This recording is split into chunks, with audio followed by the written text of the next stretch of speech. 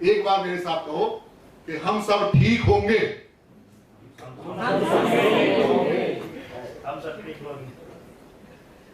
हम सब ठीक होंगे। हम सब ठीक होंगे। हम ठीक हैं। कितना आसान सा, देखो सबके चेहरे पे खुशी आई। अभी थोड़ी देर पहले आप आराम से बैठे थे। फ्रेंड्स, आज हम जो शुरुआत कर रहे हैं जीवन का, ये इसी के साथ है। डॉक्टर विष्णु राय चौधरी एक मैजिशियन है। मैजिशियन को समझते हैं आप? गॉड ने इनको एक मैजिक दिया है कि किस तरह से जो अपने आप को बीमार समझते हैं, जो अपने आप को बीमार करते हैं हम लोग सवेरे उठते हैं, अरे मेरा तो कंधा दुख रहा है, पता नहीं क्या खिला दिया आपको। तो उन सबको आज हम ठीक करने की तैयारी में आपके साथ रहेंगे। कितने दिन? 3 दिन। 3 दिन में आप लोग निश्चित ठीक हो जाएंगे। जिनको भी संशय है, इस संशय को निकाल के मुझे दे दें, मैं इसको निकाल के निर्वाणा लेक में डाल दूंगा। चलो आज हम शुरुआत करते हैं इस सब प्रक्रिया की। डॉक्टर विष्णु राय चौधरी आपके सामने होंगे। इनका तालियों से बजा के स्वागत करें।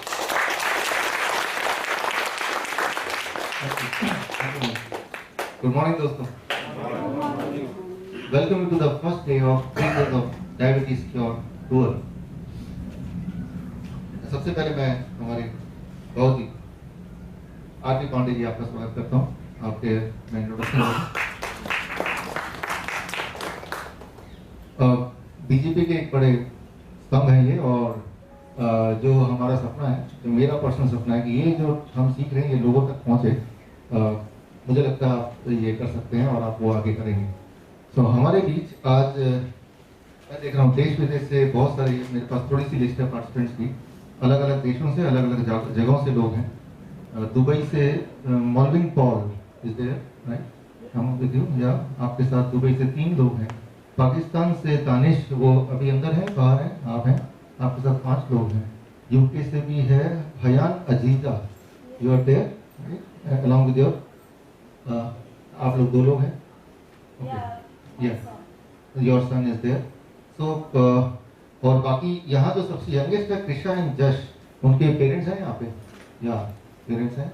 ओके, 5 साल द यंगेस्ट वन, इस ग्रुप में यंगेस्ट वन। ओल्डेस्ट 70 साल तक है। रमेश अग्रवाल जी यहाँ पे हैं, रमेश जी। एंड हमारे बीच आज मदन लाल जी, सर आपका स्वागत है। सर आप हमारे दिल्ली के एमएलए हैं यहाँ पे।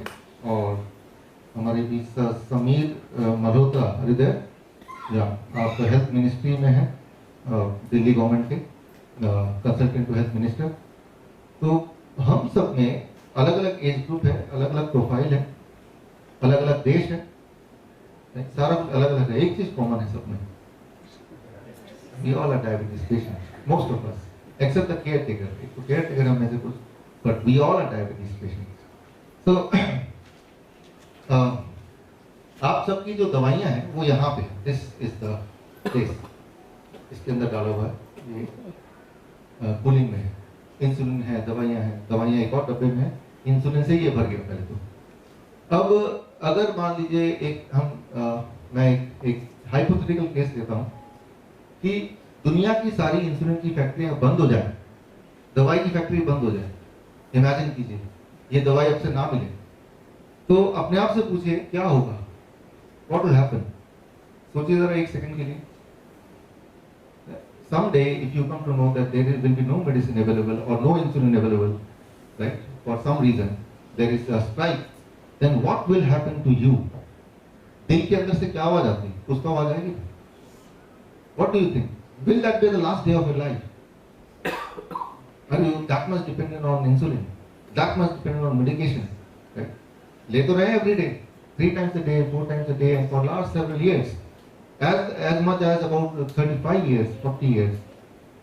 Some of our patients are about taking the medication insulin for 35 years, 40 years. Right? So अचानक अगर बंद हो जाए तो क्या लगता है? फॉर्चुनेटली ऐसा कुछ भी नहीं होगा। आई नो है, अगर इंसुलिन बंद हो जाए, राइट, उनकी फैक्ट्रियां बंद हो जाए तो कुछ भी नहीं होगा। मैं आपको एग्जांपल देता हूँ। एक दिल्ली और चंडीगढ़ का एक हाईवे है और एक पर्टिकुलर जगह है, वहाँ उस स्ट्रेच में अगर आप गुजरेंगे तो वहाँ से चांसेस है कि गाड़ी पंचर होगी और चांसेस है वहाँ पंचर वाला भी मिल जाएगा आपको। तो देखेंगे यार इतना अच्छा हो गया एक पंचर वाला मिल गया मुझे, right?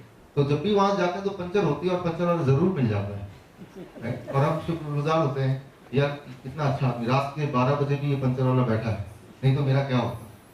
So I'm sure you are able to connect the story, right?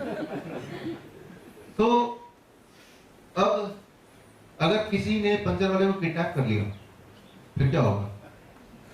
Puncture होना ही बंद हो जाएगा, right? So try to understand.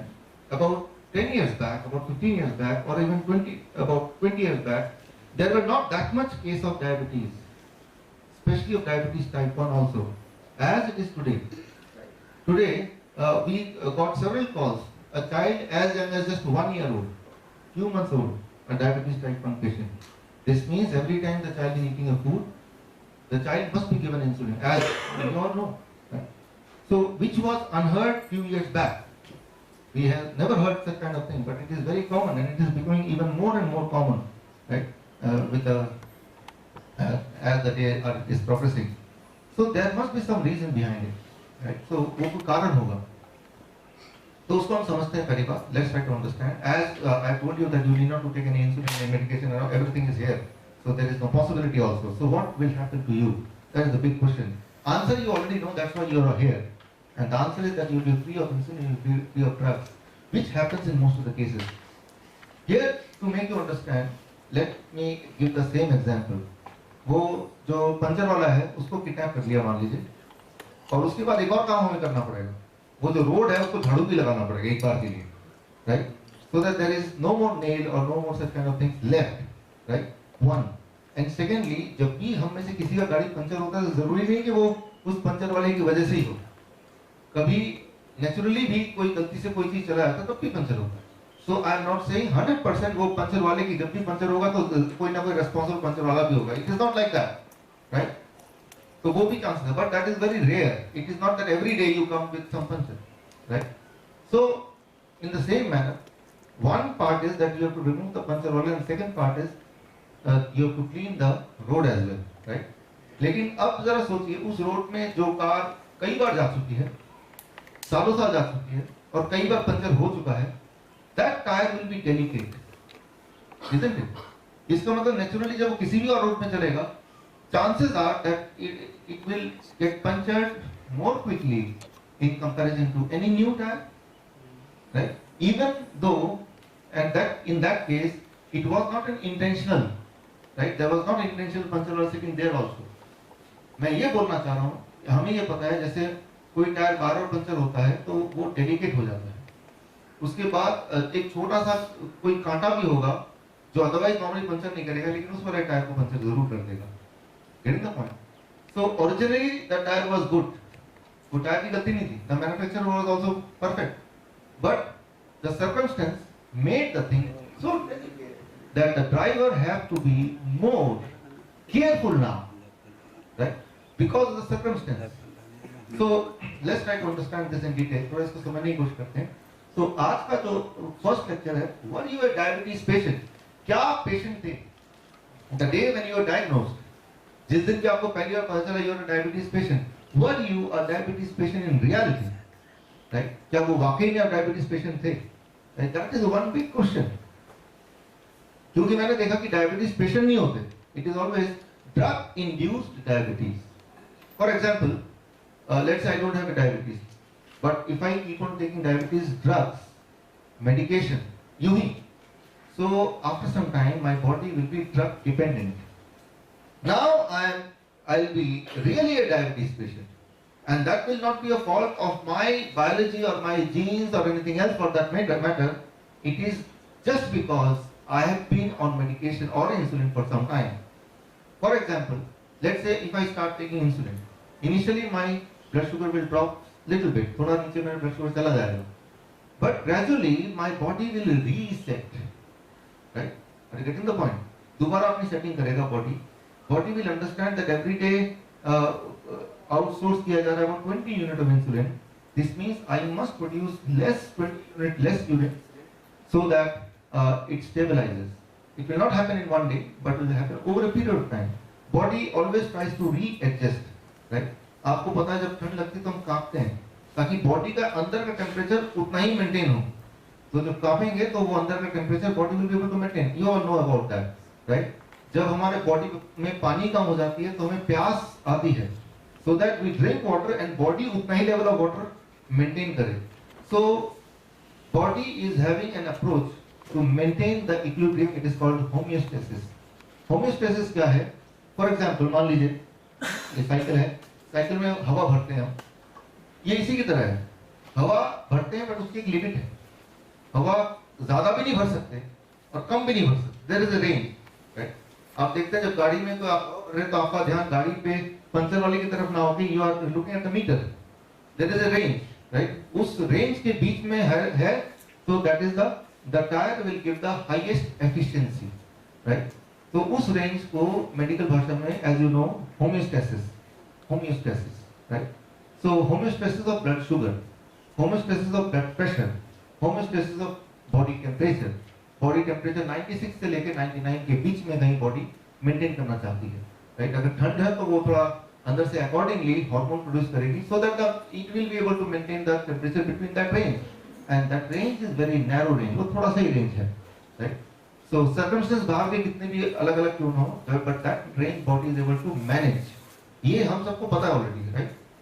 Temperature के बारे में, प्रेशर के बारे में, इवन प्यास के बारे में, भूख के बारे में। Body try to maintain a range as you are trying to maintain a range for this tyre.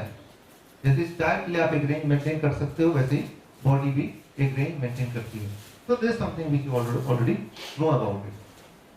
So diabetes is like this कि हमारे बॉडी में एक रेंज है, उस रेंज को मेंटेन किया तो उस रेंज के बाहर गया तो वो डायबिटीज नहीं और डायबिटीज है। In this group, there is diabetes type 1 patient and type 2 patient. Type 1 और type 2 में difference क्या है? In one line, I'll just conclude. As you already know about it, I know, but एक नए तरीके से मैं इसको ऐसे सोचता हूँ। यूँ मानिए, आप अपने एयरपोर्ट को सोचिए, हवाई जहाज वो खड़ी है, जैसे हमारे बॉडी में मिलियंस ऑफ सेल्स हैं, उन सेल्स को एनर्जी चाहिए, शुगर चाहिए हर सेल को, we all know about that. और वो सेल को शुगर ट्रांसपोर्टेशन से आता है, वो ट्रांसपोर्टर कौन है? ब्लड है। ब्लड वहां तक पहुंचाता है, राइट? तो अब यहां मानिए कि सेल्स जो है वो इक्विवेलेंट टू पैसेंजर्स हैं जो एयरपोर्ट में इकट्ठे हो रहे हैं, और वो जो ट्रांसपोर्टर ब्लड है वो क्या है? ये बस है। तो बस का काम क्या है? वो पैसेंजर को यहां से उठाना और सेल्स के अंदर, हवाई जहाज के अंदर डाल देना। डायबिटीज टाइप 2 में जो बस होती है या तो वो कम होती है, पैसेंजर ज्यादा है और बस थोड़ी सी है, तो पैसेंजर को कहां वहां वेट करना पड़ेगा, और उधर हवाई जहाज खाली वेट हो रहा है। हवाई जहाज इंतजार कर रहा है पैसेंजर इंतजार कर रहा है हवाई जहाज का, but in between the transportation system is not good, less. या फिर ट्रांसपोर्टेशन सिस्टम बस है तो सही, लेकिन दरवाजे खुल नहीं रहे उसके, राइट? तो एंटर नहीं कर रहा। This means body is secreting more insulin, but it is not of that quality. ये तो हो गई एक बात। डायबिटीज टाइप 1 कन्वेंशनली ऐसा बोला जाता है कि उसमें बस ही नहीं है। ये बस क्या है हमारे बॉडी के एनालॉजी में? इंसुलिन। वो बस ही नहीं है, तो वो पैसेंजर वहां है, वो सेल्स वहां है, हवाई जहाज, और बस तो है नहीं। तो आप एयरपोर्ट के इंचार्ज हैं, आप क्या बोलेंगे? आप बोलेंगे चलो मैं बस बाहर से मंगवा देता हूँ, एयरपोर्ट के पास तो है नहीं। तो जब पैसेंजर आएंगे आप एक कॉल करेंगे और बाहर से जो है आउटसोर्स करेंगे बस को। That is what is diabetes type 1, right? या फिर बस है तो बहुत कम बस है, 10 बस की जरूरत है, एक ही है, तो बाकी 9 हर बार हर दिन आपको जितनी बार पैसेंजर आएगा, जितनी बार पैसेंजर लेंगे, जितनी बार फूड लेंगे, उतनी बार आपको जरूरत पड़ेगी।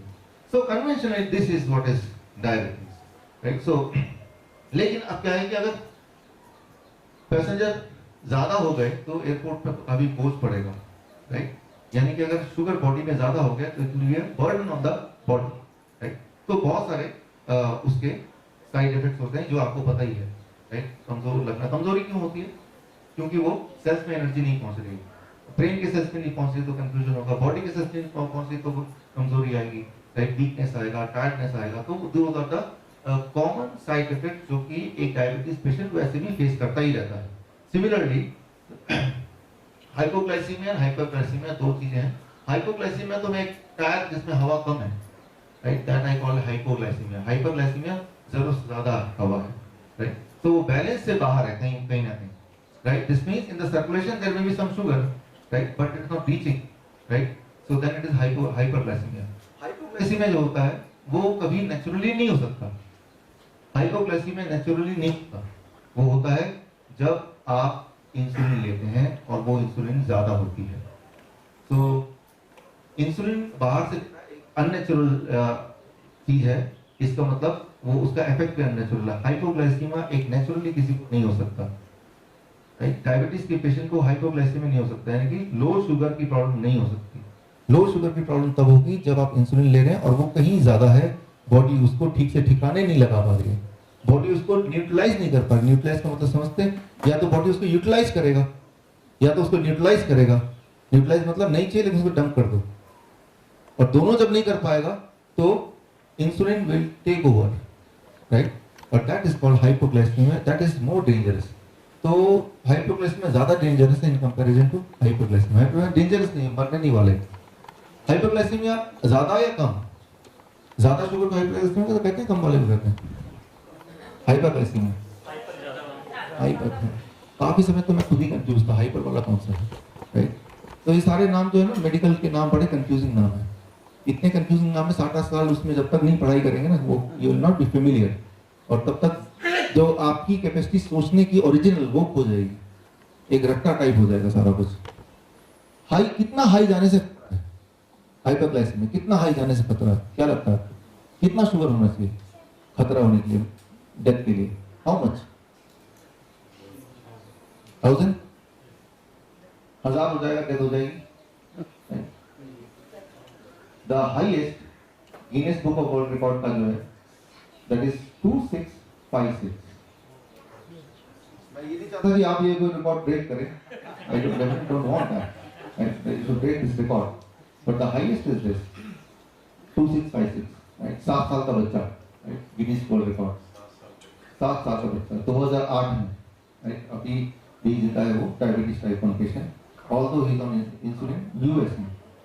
हाँ, क्या मैं ये बोलना चाह रहा हूँ कि हाइपरग्लाइसीमिया खराब है लेकिन इतना खराब नहीं है। तो कंपैरेटिवली आपको ये देखना कि हाइपोग्लाइसीमिया ना हो जाए, यानी कि जब भी इंसुलिन लेंगे भी, हाँ, की जरूरत नहीं पड़ेगी आप, तो भी कंजूसी से लेना है, कंजूसी से लेना है कि कम ना हो जाए। अब कितना कम ना हो जाए, कितना ज्यादा ना हो जाए, that's what we are going to discuss in this आज क्लास में। सबसे पहले तो डायबिटीज है क्या, are you really a diabetes patient? 70% diabetes patient और सो कॉल्ड डायबिटीज पेशेंट जो मेरे पास आते हैं, मैं देखता हूँ डायबिटीज तो नहीं, बस उनको बताया हुआ डायबिटीज है। और यहाँ भी ये आप देखेंगे 70% लोग जो भी मैं बोलता हूँ ऐसा करो वैसा करो, ये खाओ वो नहीं भी करेंगे, तब भी उनका रीडिंग रेंज में आएगा। 70% ऑफ पीपल, 30% जरूर उनको कुछ ना कुछ फॉलो करना पड़ता है, but 70%। Okay, let's come to the सीधा। सो दुनिया में ये देखा गया है कि जिन लोगों का शुगर लेवल नॉर्मल रहता है उनको लेस बीमारियां, कम बीमारियां होती हैं, जिनका शुगर लेवल ज्यादा रहता है उनको ज्यादा बीमारियां होती हैं। डायबिटीज अपने आप में कोई बीमारी नहीं है, diabetes is not a disease, it is a condition of the body. It is been seen there are two kind of people, one जिनकी शुगर लेवल थोड़ी ज्यादा रहती है एंड वन जिनकी कम रहती है। It is seen throughout the world those people who are having tendency of keeping a higher sugar level in the body are going to be more sick. उनको heart की बीमारी ज्यादा होगी, kidney failure chance ज्यादा होंगे, retinopathy के chance ज्यादा होंगे, उनको कई सारी प्रॉब्लम होने के चांसेस ज्यादा होंगे। इसका मतलब ये नहीं है कि जिनकी शुगर लेवल लो या नॉर्मल रहती है उनको चांसेस नहीं है, चांसेस उनको भी है, कम है। कितना कम?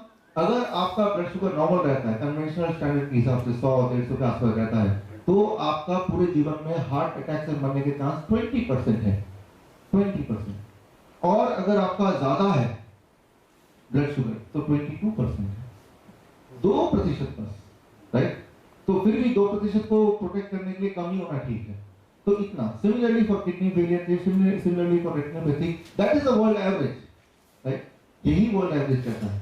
लेकिन वो 2% को कम कैसे करें, ये क्वेश्चन, वो there is an industry in that, उसी में एक व्यापार है, उसी में एक बाजार है। लेकिन कई रियल डायबिटीज केसेस भी हैं जिनका वाकई में 300, 400, 500 ब्लड शुगर रहता है। they are the real diabetes patient. लेकिन unfortunately at the beginning they were also not the real diabetes patient. They were induced diabetes. तो उस पर हम आएंगे अभी, ladies को understand करेंगे. तो now higher blood sugar leads to higher disease, lower blood sugar leads to disease तब भी होगी लेकिन थोड़ा कम होगा. अब कितना हाई? नॉर्मल ब्लड शुगर किसको बोलें? What is normal blood sugar? ये क्वेश्चन आया. 1979 तक नॉर्मल का मतलब नहीं पता था. ये पता था कि नॉर्मल कुछ होता है, हाई कुछ होता है, लेकिन वो अलग अलग था अलग अलग देशों में. तो एक कोई फिगर लाना था. What is that one figure? That was the big question. तो वो एक फिगर पहली बार आया 1979 में, दैट इज 200. ये पूरे that is 200.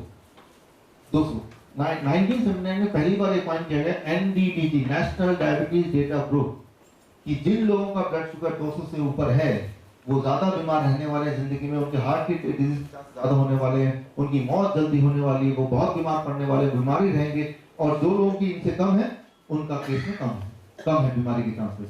First time in the world it was in 1979 when there was a universal consensus and that universal consensus is 200 mg पर डेसिलीटर. तो 200 का मतलब क्या होता है ये आगे हम डिस्कस करेंगे, लेकिन 200 फिगर आ गया. मतलब लोगों को 200 से ऊपर तो डायबिटीज पेशेंट बोलेंगे उनको, उससे नीचे तो उसको नॉर्मल बोलेंगे. That was point. सो अब इसको, लेकिन ये यहीं पे बात खत्म नहीं हुई. 1997 में that is American Diabetes association they took the charge. उन्होंने अपने वन ऑर्गेनाइजेशन जो प्रोमिनेंटली ऊपर उभर के आया कि ये बीड़ा हम उठाएंगे, कि हम बताएंगे कौन सा होना चाहिए क्या नहीं होना चाहिए standard. They took the charge. कई सारे ऑर्गेनाइजेशन है पूरी दुनिया में डायबिटीज के ऊपर, कई सारे एसोसिएशन है, but one association which came in forefront, which came in limelight, that is American Diabetes Association. उसने 1997 में that is fasting blood sugar, fasting वाला जैसे आज सुबह आपने किया, like खाली पेट. तो and that should be 126, 126 से अगर ज्यादा है तो वो डायबिटीज पेशेंट, और उससे कम है तो वो नॉन डायबिटीज. ये एक नया टर्म उभर के आया. अब फास्टिंग कम होना चाहिए कि ज्यादा होना चाहिए?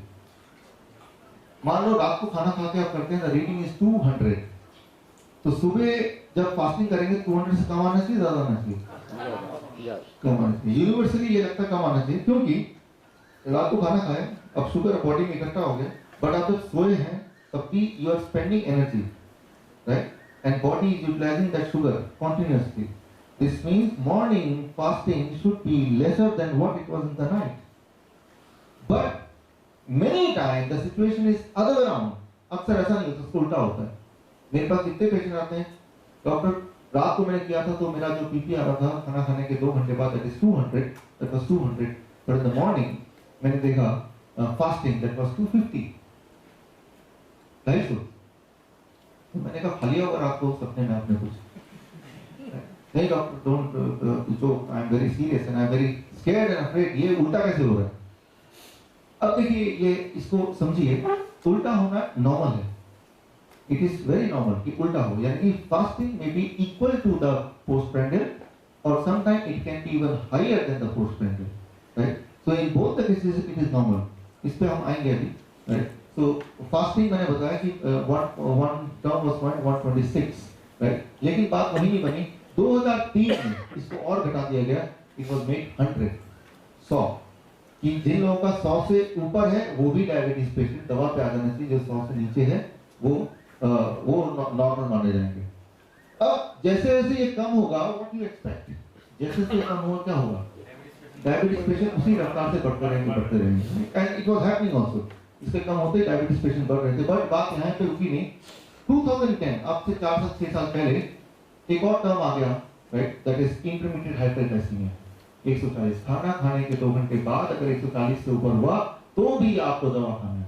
It was not called actually a diabetes, it's called intermediate hyperglycaemia या इंपेयर्ड ग्लूकोज टॉलरेंस. लेकिन डॉक्टर बोलेंगे impaired glucose tolerance, intermediate hyperglycaemia या प्री डायबिटीज, ये सारे टर्म्स ऐसे हैं कि वो कंफ्यूज कर देंगे अच्छे खासे इंसान को. उनको ये पता सिर्फ इतना दिमाग में डालेंगे आपको दवा खाना है, आप बीमार हैं और आपका कुछ भी कभी भी हो सकता है. That is the end of the story. But it became 140, 100 fasting हो, या एक और टर्म जिसको बहुत पॉपुलर किया गया, that is HbA1c, right?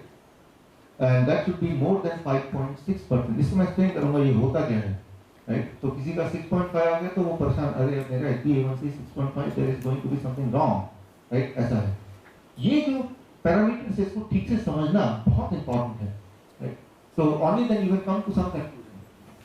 तो जैसे ही ये टर्म्स नए पैरामीटर आए पूरे वर्ल्ड में, डायबिटीज पेशेंट उस तादाद में बहुत ज्यादा बढ़ गए। फॉर एग्जांपल चाइना की गवर्नमेंट ने 2013 में एक सर्वे कराया, कंक्लूड किया सर्वे, कि अगर पहले वाले पैरामीटर को के हिसाब से चाइना में कितने डायबिटीज पेशेंट हैं, they found it should be 3.5% diabetes patient. हर 100 में से सिर्फ 3-4 लोग डायबिटीज पेशेंट माने जाएंगे। लेकिन ये पैरामीटर को अगर चाइना अडॉप्ट करती है, इट बिकम्स 8%। अगर ये पैरामीटर को चाइना अडॉप्ट करती है, इट बिकम्स 27%। लेकिन अगर प्रेजेंट जो पैरामीटर अभी है, इस पैरामीटर के हिसाब से आधी से ज्यादा Chinese population are diabetes patient. So just try to understand. और ये जो कैलकुलेशन है जो चाइना के लिए, the similar calculation was done for India, for France, for many countries, and it was same। India में 2003 में, 3 से पहले अगर आप गवर्नमेंट का आंकड़ा देखें तो डायबिटीज पेशेंट थे 10.6%, और जैसे ही वो नए पैरामीटर आए इट बिकेम 37.6%। लोगों की हालत उतनी ही बीमार थे या उतने ही हेल्दी थे, बट द पैरामीटर चेंज। यूं मानिए जैसे स्कूल में पासिंग परसेंटेज है 30% या 33%, प्रिंसिपल ने एक दिन अनाउंस कर दिया जिन बच्चों के मार्क्स 80% से कम आएंगे वो भी फेल माने जाएंगे। What will happen? More and more children will be termed as fail, although उनका दिमाग का इंटेलेक्ट वहीं का वहीं है, राइट? सो और ये दिस इन आफ्टर 2003 के बाद पूरे दुनिया में एक नया इंडस्ट्री छा गया, दैट इज डायबिटीज। यहां तक कि इस साल 7 अप्रैल को वर्ल्ड हेल्थ डे को भी डायबिटीज डे कह के मना दिया WHO ने, right? So you can well imagine the most publicised disease ever in this medical industry और medical history, that is diabetes. Diabetes में बड़ा अच्छा एक मार्केट है।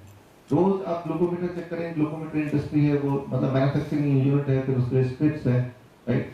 फिर कॉटन है, फिर दवाइयां हैं, फिर इंसुलिन है, फिर इंजेक्शन है, फिर सिरिंज है, उसके नीडल्स हैं।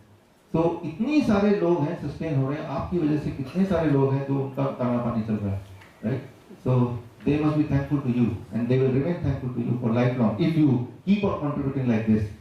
सो ये किसी और इंडस्ट्री में ये इतने सारे डायमेंशंस नहीं है, राइट? इतने सारे इंटरेस्टिंग पैरामीटर्स नहीं, इंटरेस्टिंग और उसके अलग अलग एक्टिविटीज नहीं जितने की डायबिटीज में है।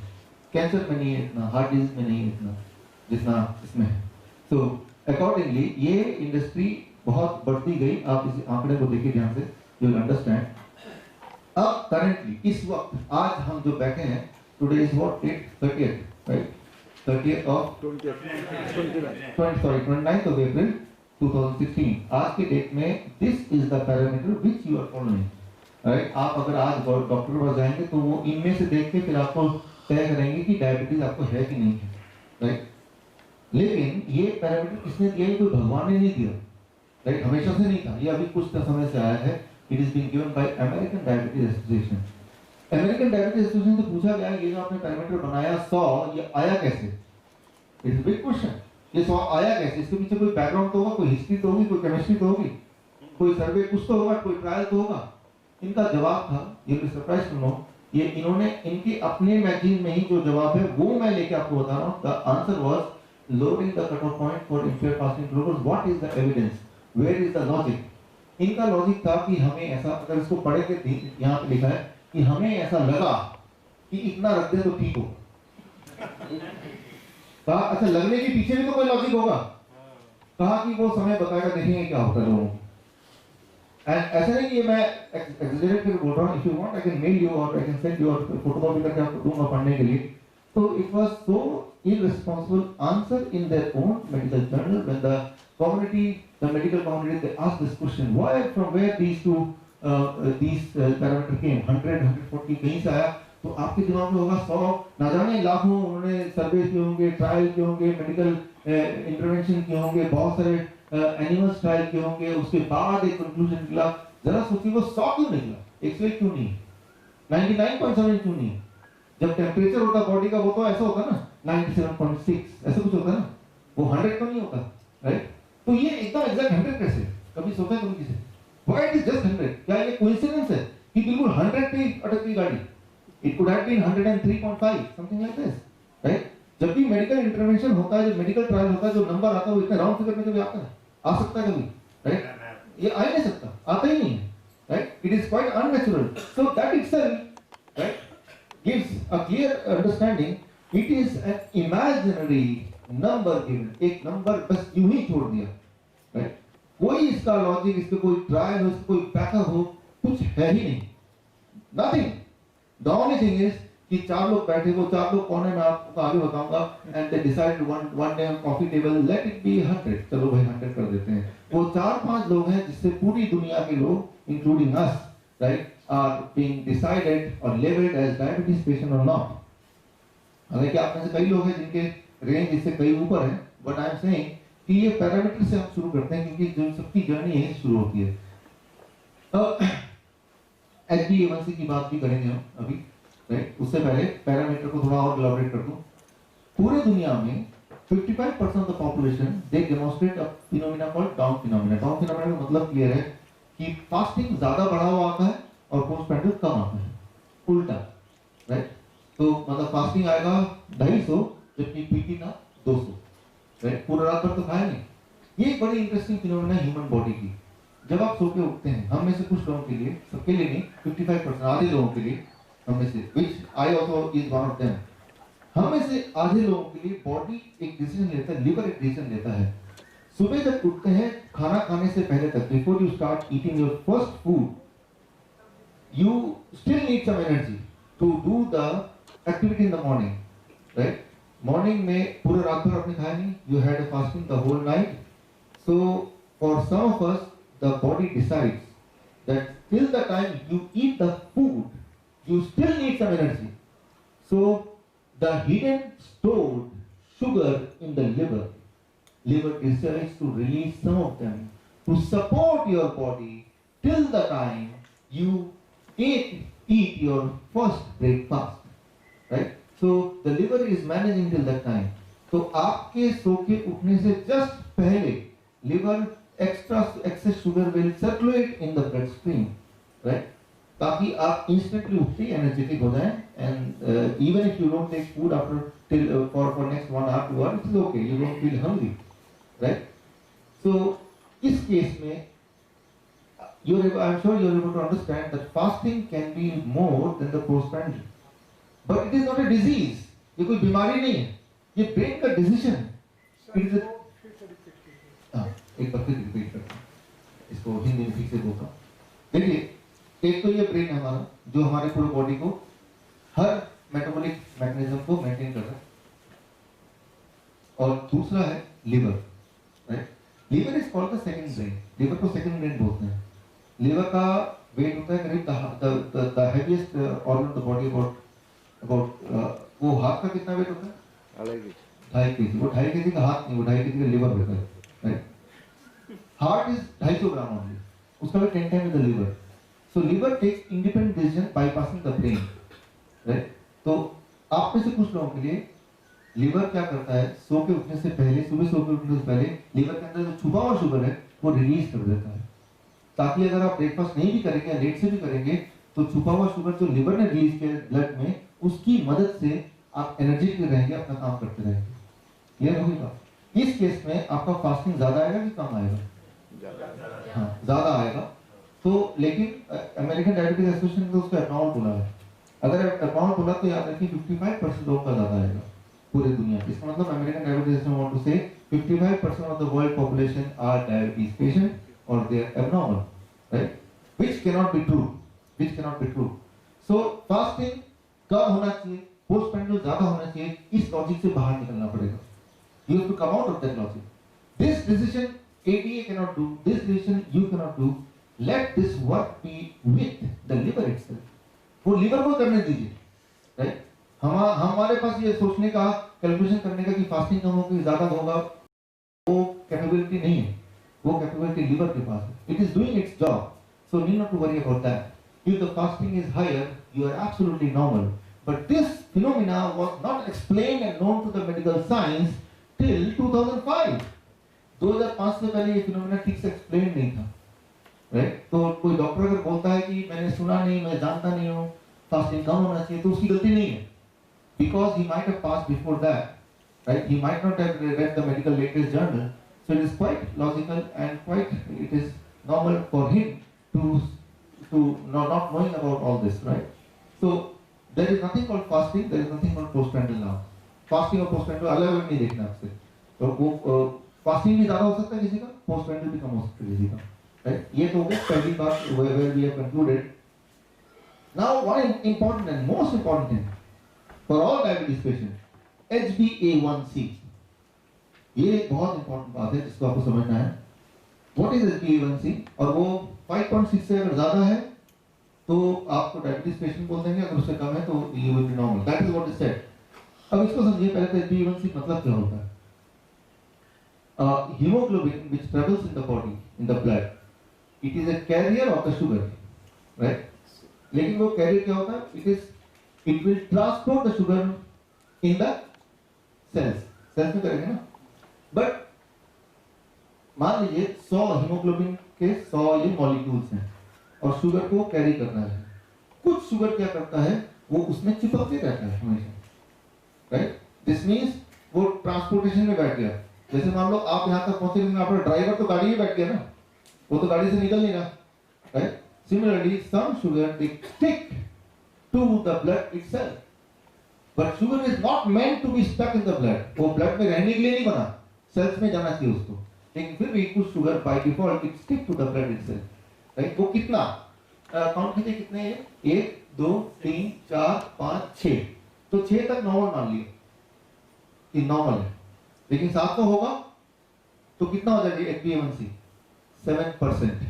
परसेंटेज में होता है HbA1c 7%। आउट ऑफ 100 मॉलिक्यूल 7 में तो वो चिपक गया, यू आर डायबिटीज पेशेंट। अच्छा 5 में चिपका, you are not a diabetes patient. अब कितने में चिपका कितने में नहीं चिपका, वो इतना मॉलिक्यूलर लेवल पे है। वो पहली बात तो उसके लिए जो मेडिकल साइंस के जो टेस्ट हैं वो हाईली अप्रोक्सीमेट है, that itself is a questionable thing, right? इसीलिए HbA1c till now is not approved by World Health Organization. HbA1c test is, अच्छा आपके दिमाग में बहुत सारे सवाल आ रहे होंगे साथ साथ, so you can keep on writing the questions and after my lecture we'll have a question answer round. भरपूर क्वेश्चन पूछिए, क्रॉस क्वेश्चन कीजिए, आर्गुमेंट कीजिए, मेरी सारी बात मानने की जरूरत नहीं है। Get convinced and then you agree. So if some question is coming simultaneously, keep jotting down so that you don't forget by the time I end my lecture, right? तो सारा क्वेश्चन लिखना है आपको एक एक करके, right? जो भी दिमाग में सवाल आते हैं। So HbA1c जो टेस्ट है, it is highly approximate, unreliable test, and that's why it is not approved till now by World Health Organization even, right? तो जो चीज अप्रूव भी नहीं है उसको रेफर करने का कोई मतलब भी नहीं हुआ, राइट? तो HbA1c टेस्ट को रेफर टेस्ट कराना कोई मुश्किल कोई खराब बात नहीं है, क्योंकि it is just takes a drop of blood, पर उस रिपोर्ट के हिसाब से चलना, राइट, वो खराब बात हो सकती है। रिपोर्ट के हिसाब से you may be diabetes patient. Okay, let me explain it further. अब मान लीजिए ये रेड ब्लड सेल है। रेड ब्लड सेल की हर एक की आयु होती है, जैसे हमारे बॉडी के सारे सेल्स की आयु होती है। हमारे बालों की आयु होती है, नए बाल आते हैं, नाखून की आयु होती है। As for every cell of the body, no cell of the body can live life long, it dies, new cell form, ये पता है हम लोगों को। सिमिलरली ब्लड के सेल्स भी हमेशा जिंदा नहीं रहते, बट कितनी देर जिंदा रहते हैं? आपके केस में हो सकता है 90 दिन, आपके केस में हो सकता है 80 डेज, आपके में हो सकता है 70 डेज, किसी में हो सकता है 60 डेज। अब मान लो किसी एक में 60 डेज है, तो 60 डेज में सारा चला जाएगा, नया सेट आएगा, तो वो उसमें वो चिपका हुआ मिलेगा या नहीं मिलेगा? नहीं मिलेगा ना। तो उसका HbA1c नेचुरली कम होगा कि ज्यादा होगा? कम होगा ना। This means your HbA1c is dependent on the life of red blood cell. And red blood cell की आपकी लाइफ कितनी है बताइए? किसी को पता है उसकी red blood cell लाइफ कितनी है? That is what you read in the news in the books. But in reality what is that? आपने अपने red blood cell से पूछा है भाई साहब आपका लाइफ कितना है? You do not know in reality. जो भी आपको पता 120 days that you have read in the book, but that is an average. That is an average, right? So average का आपसे अलग भी हो सकता है और काफी ज्यादा अलग हो सकता है, और जैसे ही वो अलग होगा आपकी HbA1c रीडिंग आएगी वो टोटली डिफरेंट आएगी ना। Get the point? तो ये एक और कारण है what is unreliable. First of all you must know what is the life cycle of a red blood cell which nobody knows, right? जब तक वो पता ही नहीं, so there is no reason why you will use that as a parameter, right? तो मैं आपको example दे रहा हूं.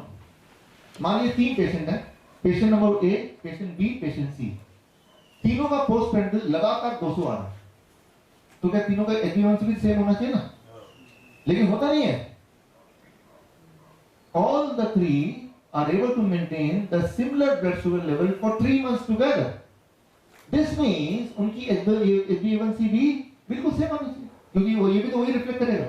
But in reality HbA1c तीनों का अलग अलग आएगा, काफी डिफरेंस आएगा. वो इसलिए आएगा क्योंकि इसका रेड ब्लड सेल की जो एज है that is much lesser, quicker than this, right? So this HbA1c is totally misleading, right? तो एक तो पैसा खर्च होगा आपका, and the tendency is वो इतना कम रखा है 5.6, the lowest. chances है कि आपका उससे ऊपर ही आएगा, right? So this means वो 3 ट्रैप है, उनमें उस ट्रैप में तो फंसी जाएंगे, right?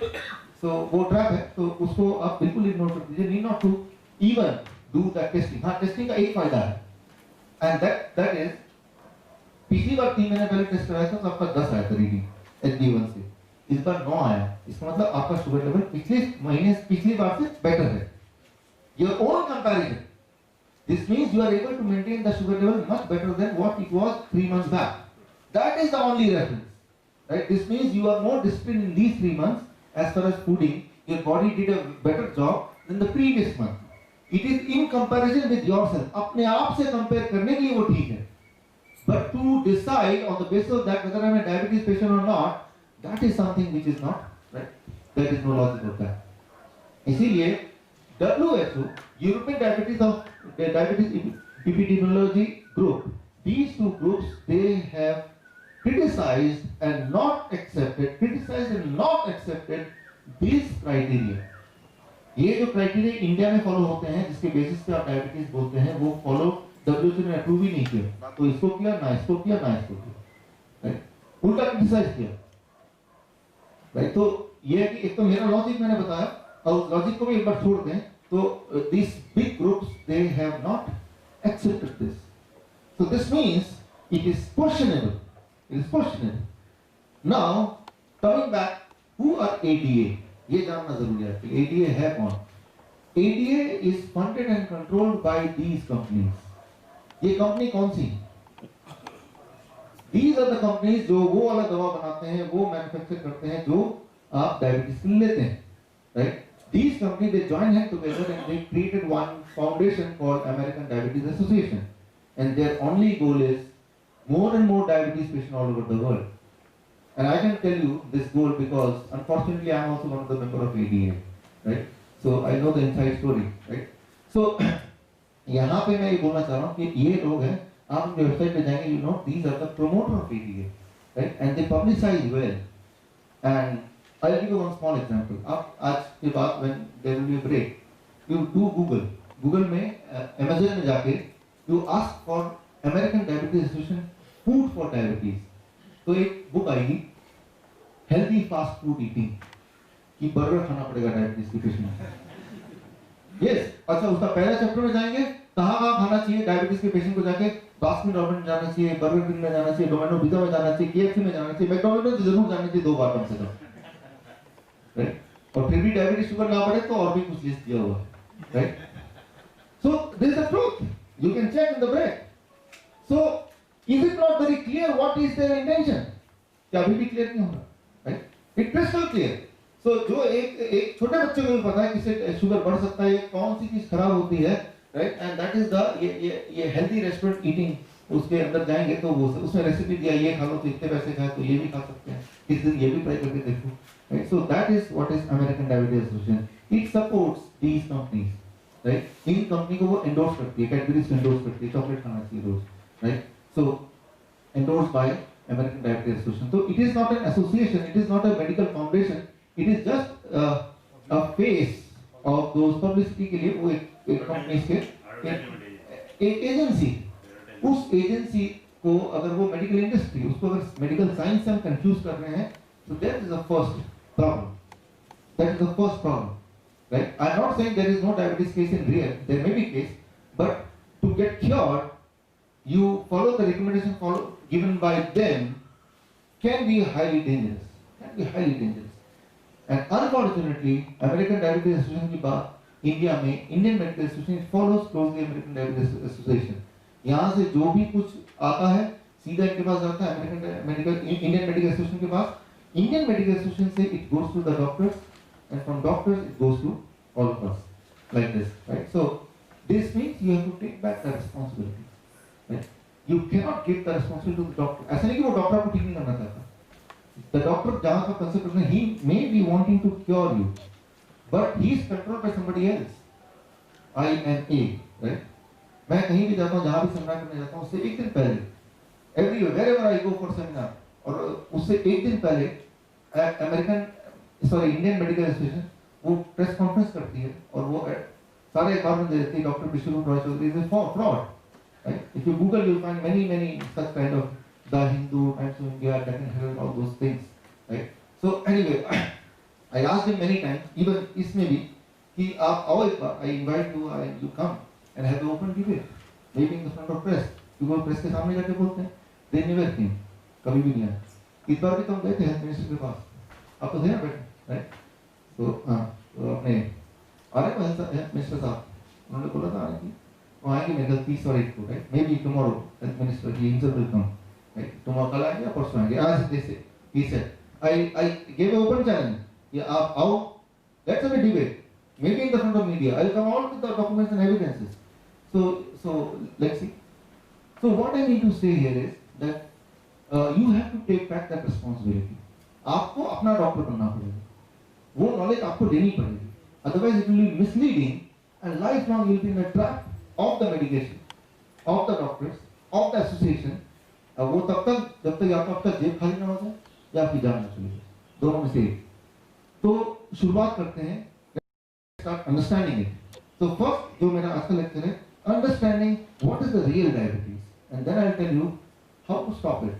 कोई भी चीज अगर तब तक ठीक नहीं कर सकते जब तक उसका कॉज ना पता चलता है, right?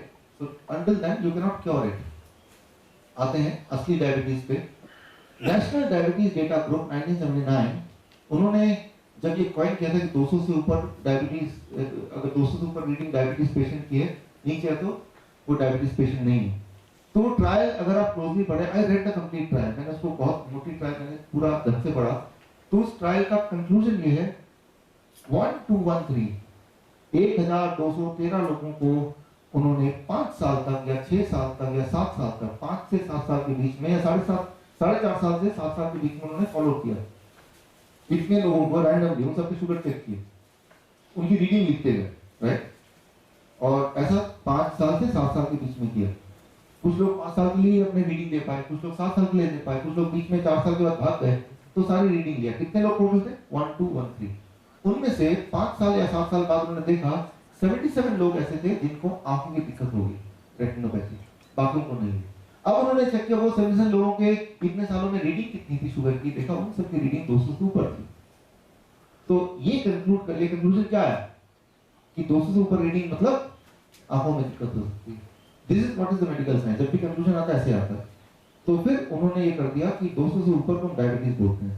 डायबिटीज के डायग्नोसिस का जो पैरामीटर है वो हार्ट फेलियर पे, किडनी फेलियर पे ना फिक्स करके रेटिनोपैथी को बेस माना गया. ऑल ओवर वर्ल्ड में किसी एक को बेस मानने के लिए तो यूनिवर्सली चलो रेटिनोपैथी कि कितने लोग ऐसे हैं जिनको आंखों में प्रॉब्लम है. अच्छा इतने लोग हैं, इतने इनका 5 साल से पीछे हमने रिकॉर्ड लिया था शुगर लेवल कितना है, इन सबका 200 से ऊपर था. तो हम 200 फिगर को सेट कर देते हैं कि 200 से ऊपर है तो आपके चांसेस है डायबिटीज से कॉम्प्लिकेशन होने के. तो इस तरह से 200 का फिगर आया. 1979 में जब ये फिगर आया तो WHO ने वो फॉरेन फिगर को अपना लिया कि चलो हम इसको पब्लिसाइज करेंगे. जैसे ही अपनाया पूरे वर्ल्ड के मेडिकल कम्युनिटी ने क्रिटिसाइज किया, why you are relying on some third party solution. आप खुद अपना क्यों करके देखते एक बार. तो WHO then they did something, उन्होंने अपने बेसिस पे दोबारा करके देखा, खुद अपनी फंडिंग करके कि कितने से ऊपर sugar reading can be called as dangerous और can be called as diabetes. तो उनकी फाइंडिंग 2 पॉपुलेशन पे की गई. One is Pima Indian, one is Nauruans. और उन्होंने जो फाइंड किया that was more than 250 mg पर डेसिलीटर। मतलब 250 से ऊपर जिनकी रीडिंग है उनको ही किसी तरह का थोड़ा बहुत खतरा ज्यादा है। Getting the point? 250 से ऊपर जो रीडिंग है इन दोनों में, जिन लोगों की रीडिंग 250 से कम थी उनको कभी कोई दिक्कत नहीं हुई, और जितनी ज्यादा थी उनको दिक्कत हुई इन दैट स्मॉल 3 साल के स्पैन में जो उन्होंने देखा।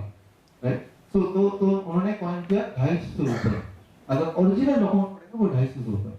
लेकिन जब ये टाइम में जब पैरामीटर फिक्स हो रहा था, पैरामीटर था नहीं कोई उससे पहले, तो उससे पहले पैरामीटर कोई भी कुछ सोचता था, लेकिन that was time it was fixing. At that time many diabetes group they were also trying to decide क्या होना चाहिए पैरामीटर, एंड कई सारे जर्नल में पैरामीटर आए। किसी ने बोला 231 से ऊपर वालों को दिक्कत है, किसी ने बोला 228 वालों से, किसी ने बोला 268 से ऊपर, किसी ने बोला 292, किसी ने भी 200 से नीचे नहीं बोला, किसी ने ये नहीं बोला कि 140 से ऊपर वाले। Gate the point? सब यूनिफॉर्मली एक चीज कॉमन है, सब 220 मिनिमम कौन सा है इसमें से 228 वाला है। राइट? तो ये मिनिमम वाला भी ले लें तो 228 है, तो उससे ऊपर वालों को कोई ना कोई कॉम्प्लिकेशन आती है, उससे नीचे वालों को नहीं आती। ये सारे जितने भी रिपोर्टों को मैंने समराइज करके अपने सामने रख दिया, 1985, 1993, 1994, 1999, राइट? सो लेकिन एक बहुत ज्यादा पॉपुलर हुआ रिपोर्ट जो ज्यादा ऑथेंटिक माना गया, that is national institute of diabetes 1982। उन्होंने बोला 227 से नीचे वालों को 0% रेटिनोपैथी एंड 227 से ऊपर वालों को 17.5% retinopathy. So it is a clear evidence, यहां क्लैरिटी से एविडेंस है कि 227 इज अ फिगर। सो ये वाला फिगर काफी ज्यादा कोट किया गया बहुत सारे मेडिकल जर्नल्स में। सो अब दिस इज द, ये जो आपने अभी तक देखा डायबिटीज पे जो काम हुआ है दुनिया में अभी तक, वो ये है, वो आपके सामने ये रहा। तो इतने सारे में से आप इसको मानेंगे या इसको मानेंगे या इसको मानेंगे या इसको मानेंगे या डायबिटीज वो अमेरिकन डायबिटीज एसोसिएशन को मानेंगे, ये सब आपकी अपनी लॉजिक काम करनी चाहिए। अभी ये सारा कुछ ये आपके सामने परोस दिया, बट हम इस पे नहीं पढ़ते, हम सोचते हैं वो डॉक्टर का काम है, डॉक्टर भी नहीं पढ़ता, सोचता है अमेरिकन इंडियन मेडिकल एसोसिएशन का काम है, Indian Medical Association how it works. I already give you some brief idea. तो इसको हम कॉम्प्लिकेट ना करते हुए मैं सोचता हूं कि ज्यादा जो कंसेंसस है वो 227 के लिए है पूरी यूनिवर्सिटी, या उसके आसपास है, या उससे ऊपर ही, उससे नीचे तो पक्का ही नहीं। तो हम आज 227 को तय कर सकते हैं कि ये 227 है, इसके ऊपर है जो कॉम्प्लिकेशन हो सकते हैं, इसके नीचे पक्का ही कॉम्प्लिकेशन नहीं होगा। लेकिन एक इंपॉर्टेंट एंड इंटरेस्टिंग बात, ये जब भी ट्रायल में हजारों, 2000, 5000, 10,000 लोगों में, वो ट्रायल हमेशा ब्लड लिया गया वेन से। ट्रायल जब भी होता है ब्लड वेन से लेते हैं, जिस तरह से हम ले रहे हैं ऐसा नहीं लेते, राइट? हम तो फिंगर टिप से लेते हैं जैसे आप घर पे लेते हैं, but normally whenever the trial happens, it is always be taken from the veins, right? Not from the fingers. आप घर पे कैसे करते हैं? फिंगर से करते हैं ना? एक इंटरेस्टिंग बात, जब भी आप फिंगर से करेंगे तो आपकी रीडिंग 10% ज्यादा आएगी whenever you take from the finger, because the sugar is having a tendency to get accumulated near the ends, right? तो फिंगर से रीडिंग 10% ज्यादा आएगी। तो WHO ने बोला अगर आप फिंगर से करेंगे तो 10% ज्यादा रीडिंग आएगी, तो वो वाला मैनेजमेंट आपको सोच के चलना है। This means this is the standard which we are going to adopt. But if we take the blood from here, but you have chosen to take the blood from here, so what should be the reading? 10% ज्यादा कितना होगा? Plus 22 more. So that means 249 or approximately 250, 250. तो 250 वही वाला हो गया जो WHO ने 1983 में डिस्कवर किया था। It is near to that only. 249 या 250 एक ही बात है, right? So this becomes 250 गर्मियों में 50 साल की उम्र के लोगों तक। Try to understand. वो सारे जो ट्रायल हुए थे वो ज्यादातर ट्रायल थे 18 डिग्री टेम्परेचर से लेकर 35 डिग्री टेम्परेचर के बीच में, उस रेंज में था। स्पेशली जिस ट्रायल को हम बेस बना रहे हैं, बहुत ठंडी नहीं थी, तो गर्मियों का मौसम था या इस तरह के मौसम था, उसमें ट्रायल हुआ। तो जब गर्मियों का मौसम हो, नॉर्मल टेम्परेचर हो और आपकी उम्र अगर 50 साल से नीचे है, तो ही ये ट्रायल आपके लिए कुछ हेल्पफुल है। यहाँ पर लेकिन जिनका 50 साल से ऊपर, जो 60 साल के लोग हैं, 70 साल के लोग हैं, उनका जैसे जैसे उम्र बढ़ती है, body has a tendency to store more sugar in the circulation, right? तो हर 10 साल के लिए 10 यूनिट ज्यादा, यानी कि कोई 60 साल का लोग होगा तो 250 ना हो, कितना होना चाहिए उसका? 260, राइट? सो हर साल एक बढ़ जाता है। ये बॉडी की नेचुरल टेंडेंसी है, उसको बीमारी नहीं बोलेंगे। जैसे उम्र के साथ झुर्रियां आती हैं, it is not a disease. बाल सफेद हो जाते हैं, it is not a disease, right? ये तो बीमार पड़ गया, नो, वो तो एक characteristic of the growing age. There is some change in the body which happens with all of us, so that can not be called as disease. Similarly blood pressure भी धीरे धीरे बढ़ता है, एवरी ईयर 1 यूनिट, राइट, बढ़ता है। और blood sugar भी इसी रफ्तार से बढ़ता है, एवरेज बता रहा हूँ। तो 50 साल के लोगों के लिए ठीक है, अगर उसके बाद you have to add that. Winter में बढ़ता है कि घटता है? विंटर में बॉडी की टेंडेंसी है ज्यादा बढ़ाने की, राइट? 10% और बढ़ जाता है ये विंटर में। इसलिए पूरी दुनिया में डायबिटीज ज्यादा डायग्नोस होती है सर्दियों में। सर्दियों में बहुत ज्यादा डायबिटीज पेशेंट, सर्दियों में बहुत सारी दवाई बिक रही है, नए नए ग्लूकोमीटर बिक रहे हैं, नए नए स्ट्रिप बिक रहे हैं, राइट? तो सर्दियों में बिजनेस ज्यादा अच्छा होता है डायबिटीज के डॉक्टर का, डायबिटीज की इंडस्ट्री का। सो इसका मतलब ये है कि सर्दियों में अगर शुगर लेवल ज्यादा होता है तो that is also normal, right? क्योंकि जो चीज पूरे प्लेनेट में सब इंसान के साथ हो रहा है तो वो एबनॉर्मल, वो बीमारी का हम ठप्पा नहीं लगा सकते उस पे, right? It can not B disease if it is happening uniformly with all the people all across, right? मेरा भी शुगर थोड़ा बढ़ जाएगा, बट क्या है कि मैं शुगर टेस्ट ही नहीं करूंगा, राइट? क्योंकि मैंने सस्पेक्ट ही नहीं किया। जो शुगर के पेशेंट है वही तो टेस्ट करेंगे, और वो टेस्ट करेंगे तो क्या पाएंगे? What they will discover? More sugar. So what they will end up? They will end up going to the doctor. More insulin, more medication, right? And when the insulin and medication is more, body will try to compensate that. Body will produce lesser insulin, right? So that to compensate. But now when the summer will come, again that readjustment to be done. Every time you have to increase your doses, right? So we have to be careful कि हमने कोई figure ऐसे ही पकड़ के नहीं बैठना है, उसके पीछे का साइंस ही थोड़ा सा हमें अंडरस्टैंडिंग होनी चाहिए। You have to manage your sugar with yourself because you are the only person who lives with yourself 24 hours a day. कोई और आपके साथ नहीं रहता, तो आप ही तो अपने साथ रहते हैं। तो you must know in detail. तो सर्दियों में अगर बढ़ गया तो वो सभी का बढ़ता है, 10% बढ़ता है। सर्दियों में 100% बढ़ गया, 200 का 500 हो गया, I'm not saying that. I'm just saying 10% का रिलैक्सेशन लेना पड़ेगा। एक का और सबसे इंपॉर्टेंट बात, डायबिटीज टाइप 1 के पेशेंट जब मुझे मिलते हैं तो I ask only one question. First question, पहली बार आपको कैसे पता चला that you are a diabetes type 1 patient? ज्यादातर केसेस में आप में से भी जो लोग आए हैं डायबिटीज टाइप में भी, हमारे ऑफिस से ये क्वेश्चन आपके पास गया होगा शायद, तो उसका जवाब होता है कि बच्चे को फीवर हुआ था और फीवर की गोली दी गई थी और फीवर तो ठीक हो गया, फिर देखा कि बच्चे में कुछ सिम्टम आ रहे हैं, बार बार यूरिनेशन हो रहा है, वो अजीब सा बिहेव कर रहा है, उसको ड्राउजीनेस फील हो रहा है, वो थका हुआ सा लग रहा है और भूख बार लग रही है, वेट लॉस हो रहा है। Then we went and doctor ने सबसे पहले ये सुनते ही चेक किया blood sugar, it came to be 400 और 500। That was the first time. एक बात याद रखिए अच्छी तरह से, जब भी फीवर होगा हमारा ब्लड शुगर ज्यादा बढ़ जाएगा नेचुरली, वो बॉडी का डिफेंस मैकेनिज्म। मैं आपको एक एग्जांपल देता हूँ समझाने के लिए। Angina pain, you know what is angina pain? Chest pain. अच्छा होता है कि बुरा होता है? देखिए, angina itself is not bad. What is angina? जब ब्लॉकेज बढ़ता है and the heart is receiving less of the blood, right?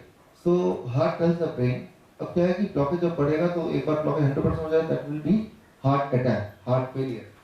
So at that time brain prepares the heart muscles, right, so that अगर वो थोड़ा और blockage बढ़ गए, 0% उनको ऑक्सीजन सप्लाई मिले, even then they are able to sustain. अब योगा करते हैं क्या करते हैं? Exercise, you hold the breath, right, and that enhance your capacity, right? Although holding the breath may be little discomfort के बाद भी करते हैं ना, राइट? सो उस वक्त brain does some exercise for the muscles of the heart, right, and that comes as a pain, right? तो इसे कहते हैं मेडिकल भाषा में preconditioning of the heart muscle. So preconditioning itself is not a problem, but precondition होने का मतलब, इसका मतलब कुछ प्रॉब्लम होगा तभी वो ब्रेन इमरजेंसी मोड में आ गई है। फॉर एग्जांपल, मान लीजिए अचानक आपने देखा कि चारों तरफ सेना तने हुए हैं, राइट? तो सेना जो चारों लगे वो अपने आप में प्रॉब्लम नहीं है, इसका मतलब कहीं टेररिस्ट घुस गए होंगे, पॉइंट। तो आपको सेना को नहीं चुपचाप बिठा देना, वो टेररिस्ट घुस गए वो उसका इंडिकेशन है। तो preconditioning, that is angina pain itself is not a problem, but that is the indication, कुछ ब्रेन ने सस्पेक्ट किया कुछ हो सकता है फ्यूचर में, it is preparing itself. Clear है? It is called preconditioning, right? So preconditioning और सिंपल भाषा में ब्लॉकेज, राइट, प्रोटेक्टिव ब्लॉकेज। जैसे मान लो ये रूफ है, पिलर होगा ना, लेकिन पिलर यहाँ पे होगा, मैं यहाँ पे I will not able to see you, आपको देख नहीं पाऊंगा, इट इज अ ऑब्स्ट्रक्शन। वो अच्छा लगेगा pillar, right, you will hate the pillar, but is it required और नॉट? वो जरूरत है कि नहीं उसकी? जरूरत है, राइट? तो उसका होना ही इंपॉर्टेंट है, हालांकि वो हमें डिस्कम्फर्ट दे रहा है, right? Similarly pre conditioning creates a kind of blockage. उस वक्त अगर आप एंजियोग्राफी कराएंगे तो वो ब्लॉकेज की तरह दिखेगा। ब्लॉकेज दिखेगा तो डॉक्टर क्या बोलेगा? गो फॉर एंजियोप्लास्टी और एंजियोग्राफी। आप में से कुछ है जो 5-6 मिलते, राइट? 5 stent, 6 stent, 6, right, 6 stent, right? तो वो बोलेंगे कि ये ब्लॉकेज है, but that is not a blockage. वो बोलेंगे पिलर है ना, इसको गिरा दो, राइट? यही तकलीफ दे रहा है, but try to understand that is a protective mechanism of the body. तो आप एंजियोग्राफी में ये डिफरेंशिएट नहीं कर सकते कौन सा ब्लॉकेज है जो आपको which can kill and which is the blockage which can protect, which will protect, right? So in a confusion the chances are you may even take away that blockage which otherwise was meant by the body to protect you, right? तो वो हमारी आंखें जिस नजर देख रही हैं तो उसको वैसे देखेंगे। आप ऐसे इमेजिन कीजिए कि पुलिस कंट्रोल रूम में आपके पास आती खबर, आप पुलिस वाले हैं कि एक चोर गया है, पकड़ो, 5:30 बजे भाग रहा है, कैसे पहचानूं? अरे चोर तो बड़ा बड़ा मूछा वाला है, वो चोर है, बड़ा मूछे हैं। तो आप क्या करेंगे? रास्ते में जो भी बड़ा मूछे देखेंगे आपके लिए क्या है? वही चोर है। तो बड़े मूछे वाला चोर जरूर है, बट हर बड़ा मूछे वाला चोर नहीं हो सकता ना, राइट? तो blockage is a problem, I am not saying that, but every blockage may not be the problem, right? And your brain, your eyes, right, physically doctor's eye cannot distinguish between which is a good blockage and a bad blockage. It cannot, right? So in the same way, coming back to this fever, जब fever होता है, fever itself is not a problem. जब भी body में कोई ना कोई germ जाएगा बॉडी में, it lead to fever. Fever itself is not a problem, but fever की वजह से ब्लड शुगर बढ़ेगा। अब यहाँ जो ब्लड शुगर बढ़ रहा है वो बॉडी नेचुरली करेगी, again is not a problem. But the sugar patient is having a tendency to measure sugar too often, and the moment they will see 20% jump in the sugar, which was already very high पहले भी तो और high हो गया, so they will end up taking more medication.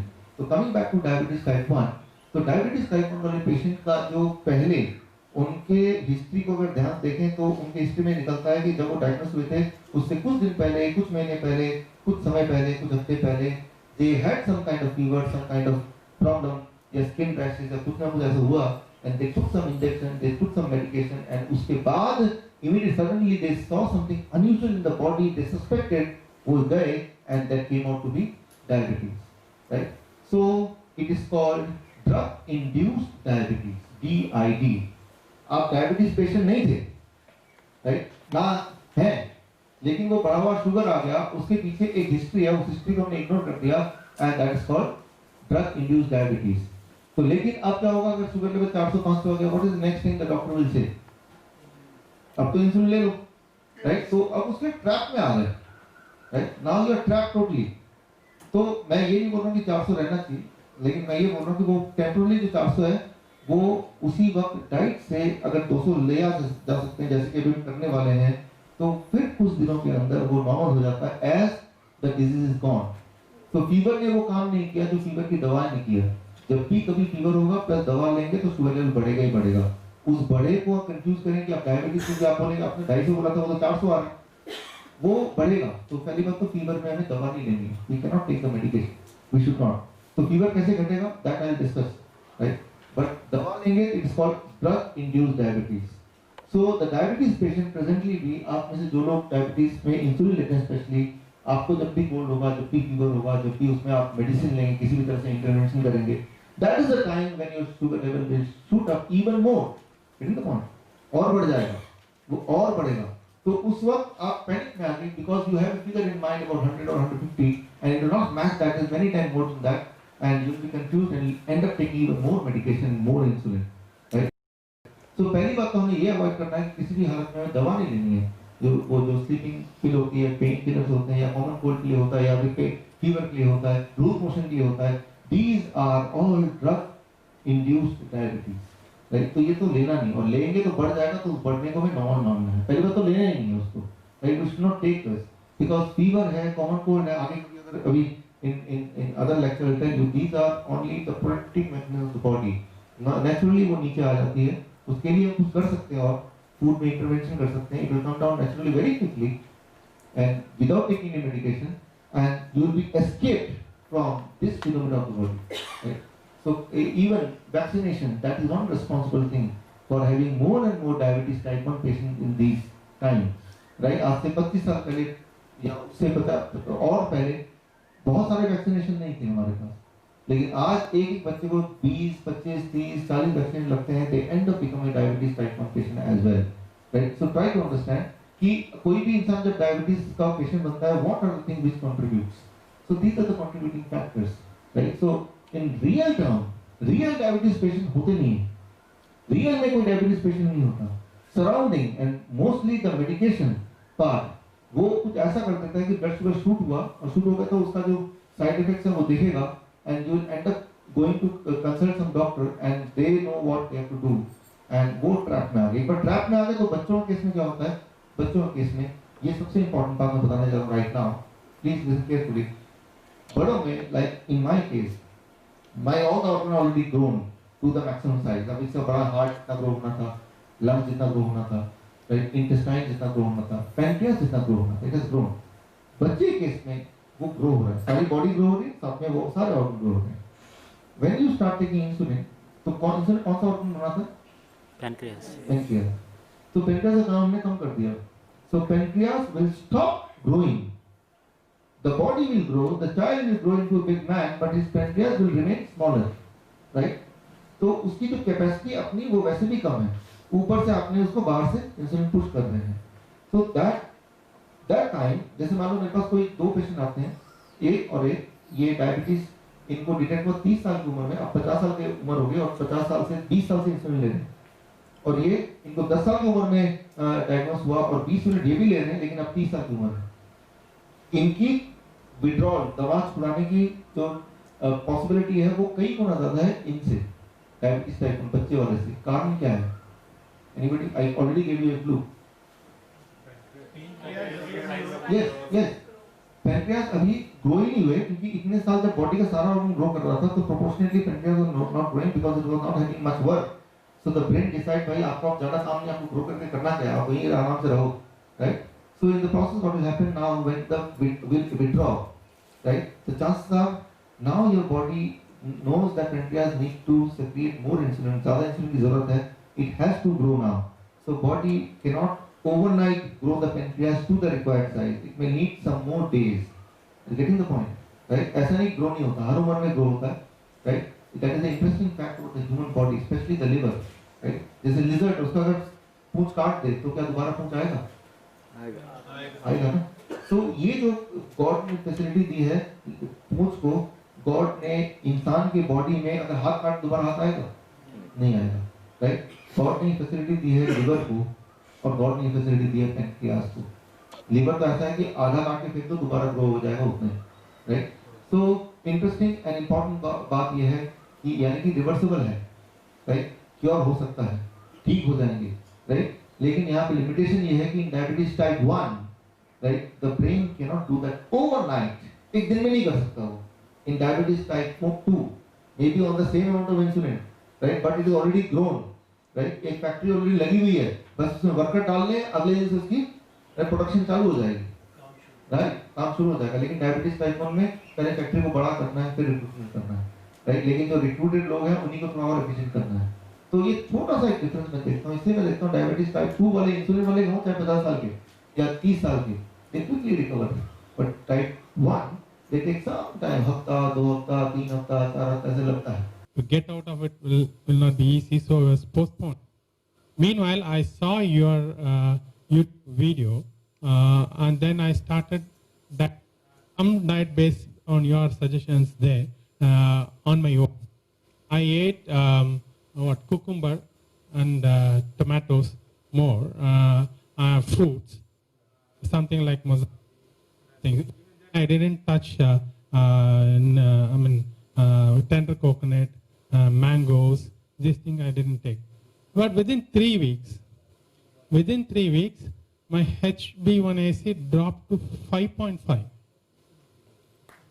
and I haven't taken even all you have given us. Simply cucumber, tomatoes, and of course a few more vegetables. Only one day, one part of a day, I take cooked vegetable. In the morning, fruits with cucumber and tomato. In the night, cucumber. In the afternoon, cooked vegetable. I'm basically South Indian, a rice eater.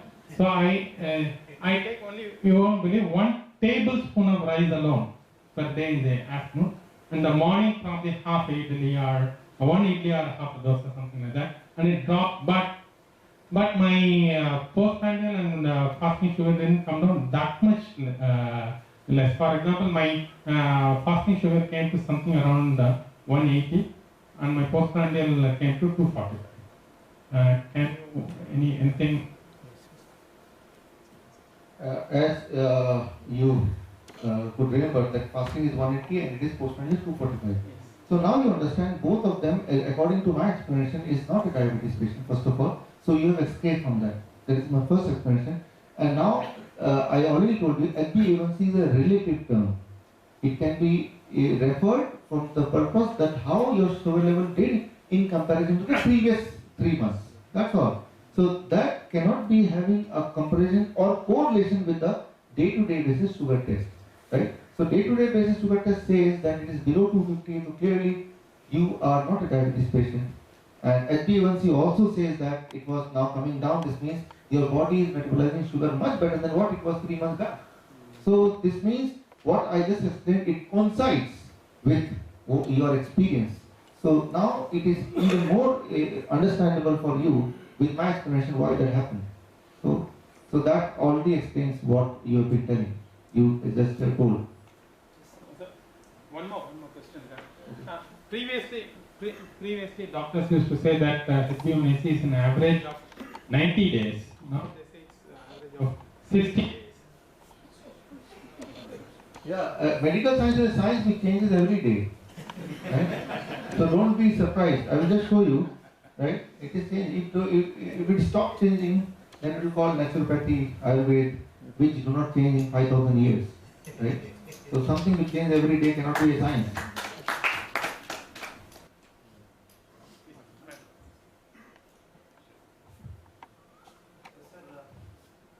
I have been suffering from this diabetes for 15 years. 5050? No, 15 years. 15 years. First 5 years I could manage without any tablets only, so that is with the food and exercise. And next onwards, I have to take that one and in that to continue. But for the last 2 years onwards, compulsory we have to take the tablets. At the same time, even side effects also, like gouty problems and knee complaints and a lot of things happen. And I participated in your virtual tour program, sir. That is last month. Yes. From that onwards, strictly I followed your diet. I'm feeling very comfortable, very happy. But the problem is, you mentioned that up to 250 not a problem at all. In my context, so for this last 1 month, what I observed was, till up to 160, I'm feeling very energetic, sir. And if it is crossing 160 to 200, I'm getting pains in my hands, particularly the fingers part. It's very difficult to move the fingers. So you mentioned that one as a gouty complaints in your H2 book. H2 book. So that is the pains part. And if it is crossing more than 202 at about 230, 240, severe pains. If it is crossing more than 240, I'm getting the severe fevers. So it is about 220, 230 means along with these pains, I'm getting headache also. So based on these symptoms, for that symptoms, to reduce the symptoms only, I'm taking here and there sometimes tablets. So is it advisable also? Because recently 3-4 times happened that, so fever also. And at the time after testing that one, now the sugar level at that time was 276. Three times happened for the last 30 days. So that's why, based on my body symptoms only, I can say right now how much amount of sugar right now I have. Even in the morning session also, I mentioned to sir, it is between 180 to 200. In that I mentioned because of our lunch, twice I'm getting the headache, sir. And right now also from 8:30 onwards I'm suffering with the headache. So it is continued for another 45 minutes, and after that one again the headache also reduces, and gradually I feel comfortable after 3 hours. And next thing is, for the last 1 month I checked, down phenomenon for me, sir. If it is 180 or 170 in the case of fasting meals, definitely 35 to 40 points reducing in the heat. So at that time I am feeling very energetic, very comfortable than my fasting situations. So that's why, do you recommend me to take these tablets when it was at about 2:30 to 40 because of the headache and fever issues? That's my questions. Okay. So first question first. Now we have understood this 250. So according to this parameter, you are not diabetes patient, but certainly when your sugar level is higher, right, 180, 190, then you get some symptoms, as you explained already. So let me explain this. Why symptoms? First of all, fever is having no connection with the sugar level. It may be coincidental, right? जिनको भी fever होता है वो sugar की वजह से होता है ऐसा नहीं है. So it may be coincidental. But diabetes patient को भी sugar fever हो सकता है. So fever को छोड़ देते हैं, that is coincidental. It can happen to anybody, and it happens to you. Maybe fever happens because of some virus, right? Leave that. But pain, which is proportionate to the sugar level, वो बढ़ा तो pain आ गया. As you said, that वो बढ़ के मुझे पता चल जाएगा कि 180 और वो reading भी उतना ही आएगा. This means there is some connection. I am explaining that connection. अब मानिए आपके पास when you travel, जो fortune वाले जो हैं कौन है? You travel in a bus से आ रहे ना? So that bus is having a capacity of 14 people it can travel. It is designed for that, right? So this means comfortably that bus can take 14 people. But if the tire is not good quality, वो already पुराना और घिसा पिटा tyre है, तो 14 जो otherwise stand उस बस के लिए हो सकता है उसमें भी वो comfortable नहीं होगा. Similarly, for some of us, there may be some inflammation which is very likely for many of us having micro inflammation in many places, especially in the joints. And for some of you, जिनको headache होता है, inflammation, right, in this area, micro inflammation, right? और micro inflammation में क्या होता है, जब भी sugar level बढ़ जाएगा थोड़ा भी, which is otherwise normal, तो जैसे ये बस का ने बोला था 14 लोग ले जा सकते हैं, which is normal because it is designed for that, उतनी सीटें हैं वहाँ पे, लेकिन वो भी उस बस के लिए भारी पड़ेगा because उसके टायर ही वैसे हैं, right? इसका मतलब सिर्फ टायर रिप्लेस करना है तो बात बन जाएगी, right? हमने ओवरलोड नहीं किया, but there is some problem with the tire quality, right? So आपने अपनी बॉडी को शुगर लेवल से ओवरलोड नहीं किया, but there may be some inflammation where there is a joints or where there are paining. This means rather than कि हम focus इस पे करेंगे शुगर लेवल को और कम कर दूं, वो तो ऐसे ही होगा कि बस में सिर्फ 5 ही लोग बिठा हुआ, right? उतने ही बिठाओ जितना वो टायर से सकता. But this means you are not utilizing the full capacity of the bus, right? 5 लोग बिठाने तो मैं कार में बिठाऊंगा ना, बस में क्यों बिठाऊंगा, right? Similarly, lowering the sugar cannot be solution. This means वो अपनी जगह पे inflammation का भी है, and day by day क्या होने वाला है, inflammation का बढ़ेगा घटेगा. In spite of keeping the blood sugar at 150, still the inflammation is growing. Maybe someday, in spite of keeping it 150 or whatever blood sugar, continuously there will be pain. होता है ना? Arthritis case में continuously pain है. Whatever is expected is your sugar level. Then what you will do? So taking medication and getting a relief is a temporary for you. Your permanent solution will come only when you do something to ensure that inflammation goes away, the micro-inflammation. वो एक आज का मेरा जो दूसरा lecture है उस पे इसका solution मैं explain करूँगा. The connection of sugar with inflammation, with cancer, with heart disease, you have to understand that mechanism, which is there in the second part of the lecture today, right? So it is seen that whenever the sugar goes high, if you already have some inflammation, so it will hurt there. That does not mean the sugar itself is the culprit. It only means that you have to fix that problem. ये बात समझ आ रही थोड़ी सी? Okay. But ये second part में आपको इंतजार करना पड़ेगा for my second lecture. I will explain that. Yes. I have a confusion. Why is it so that for a 1-year-old child and for an 80-year-old man, we are exerting more energy? A small child is not exerting much energy. Why is that the morning reading PP and the post and fasting and post and everything, all the parameters are same? Aren't there any differences between a small child and an elderly person working, running around, exerting himself, spending more energy so he uses more sugar? There is no correlation, or it's one shoe fits all? Yeah. First of all, for the child, the reading should be different. Parameters should be different than. Just confusing. Yeah, I'm answering. Yes, you are right. Right? You are correct that for child there should be different reading parameters. For the people, there's different. Right? I already explained for 50 years and above there is a difference. With age it increases. But for child, there are not much trial to know what should be the parameter. So till the trial comes, so the medical community decided to adopt the trial which is very nearest to that. Right? तो आपका suspicion ठीक है कि अलग होना चाहिए, लेकिन वो अलग कितना होना चाहिए? जैसे 1979 से पहले वो फिगर क्या था वो भी नहीं पता था। तो हो सकता आगे कभी इतनी बड़ी ट्रायल हो जो बच्चों पे ही हो और तब एक फिगर आए, लेकिन फिलहाल ऐसे बच्चों पे मास लेवल ट्रायल नहीं है where we could coin or figure or conclude something. So that is the limitation of the medical science. Yeah, there is a limitation. जैसे आज से 10 साल पहले डाउन फिनोमेना जो मैंने एक्सप्लेन किया वो ट्रायल थे नहीं, तो वो आपका सवाल का जवाब नहीं मिलता। जैसे आपने बोला कि मेरा फास्टिंग ज़्यादा आता है, बीपी कम आता है, तो doctor would have told right 10 साल पहले यू आर सिक कि फास्टिंग ज़्यादा आ रहा है, इसका मतलब कुछ गड़बड़ है। लेकिन अभी पता चला वो गड़बड़ नहीं होता, डाउन फिनोमेना जो तो 55% पॉपुलेशन को होता ही है, वो नॉर्मल है ना। तो हो सकता है इसका जवाब कभी आ गया है, फिलहाल नहीं है मेडिकल साइंस का जवाब। Yes please.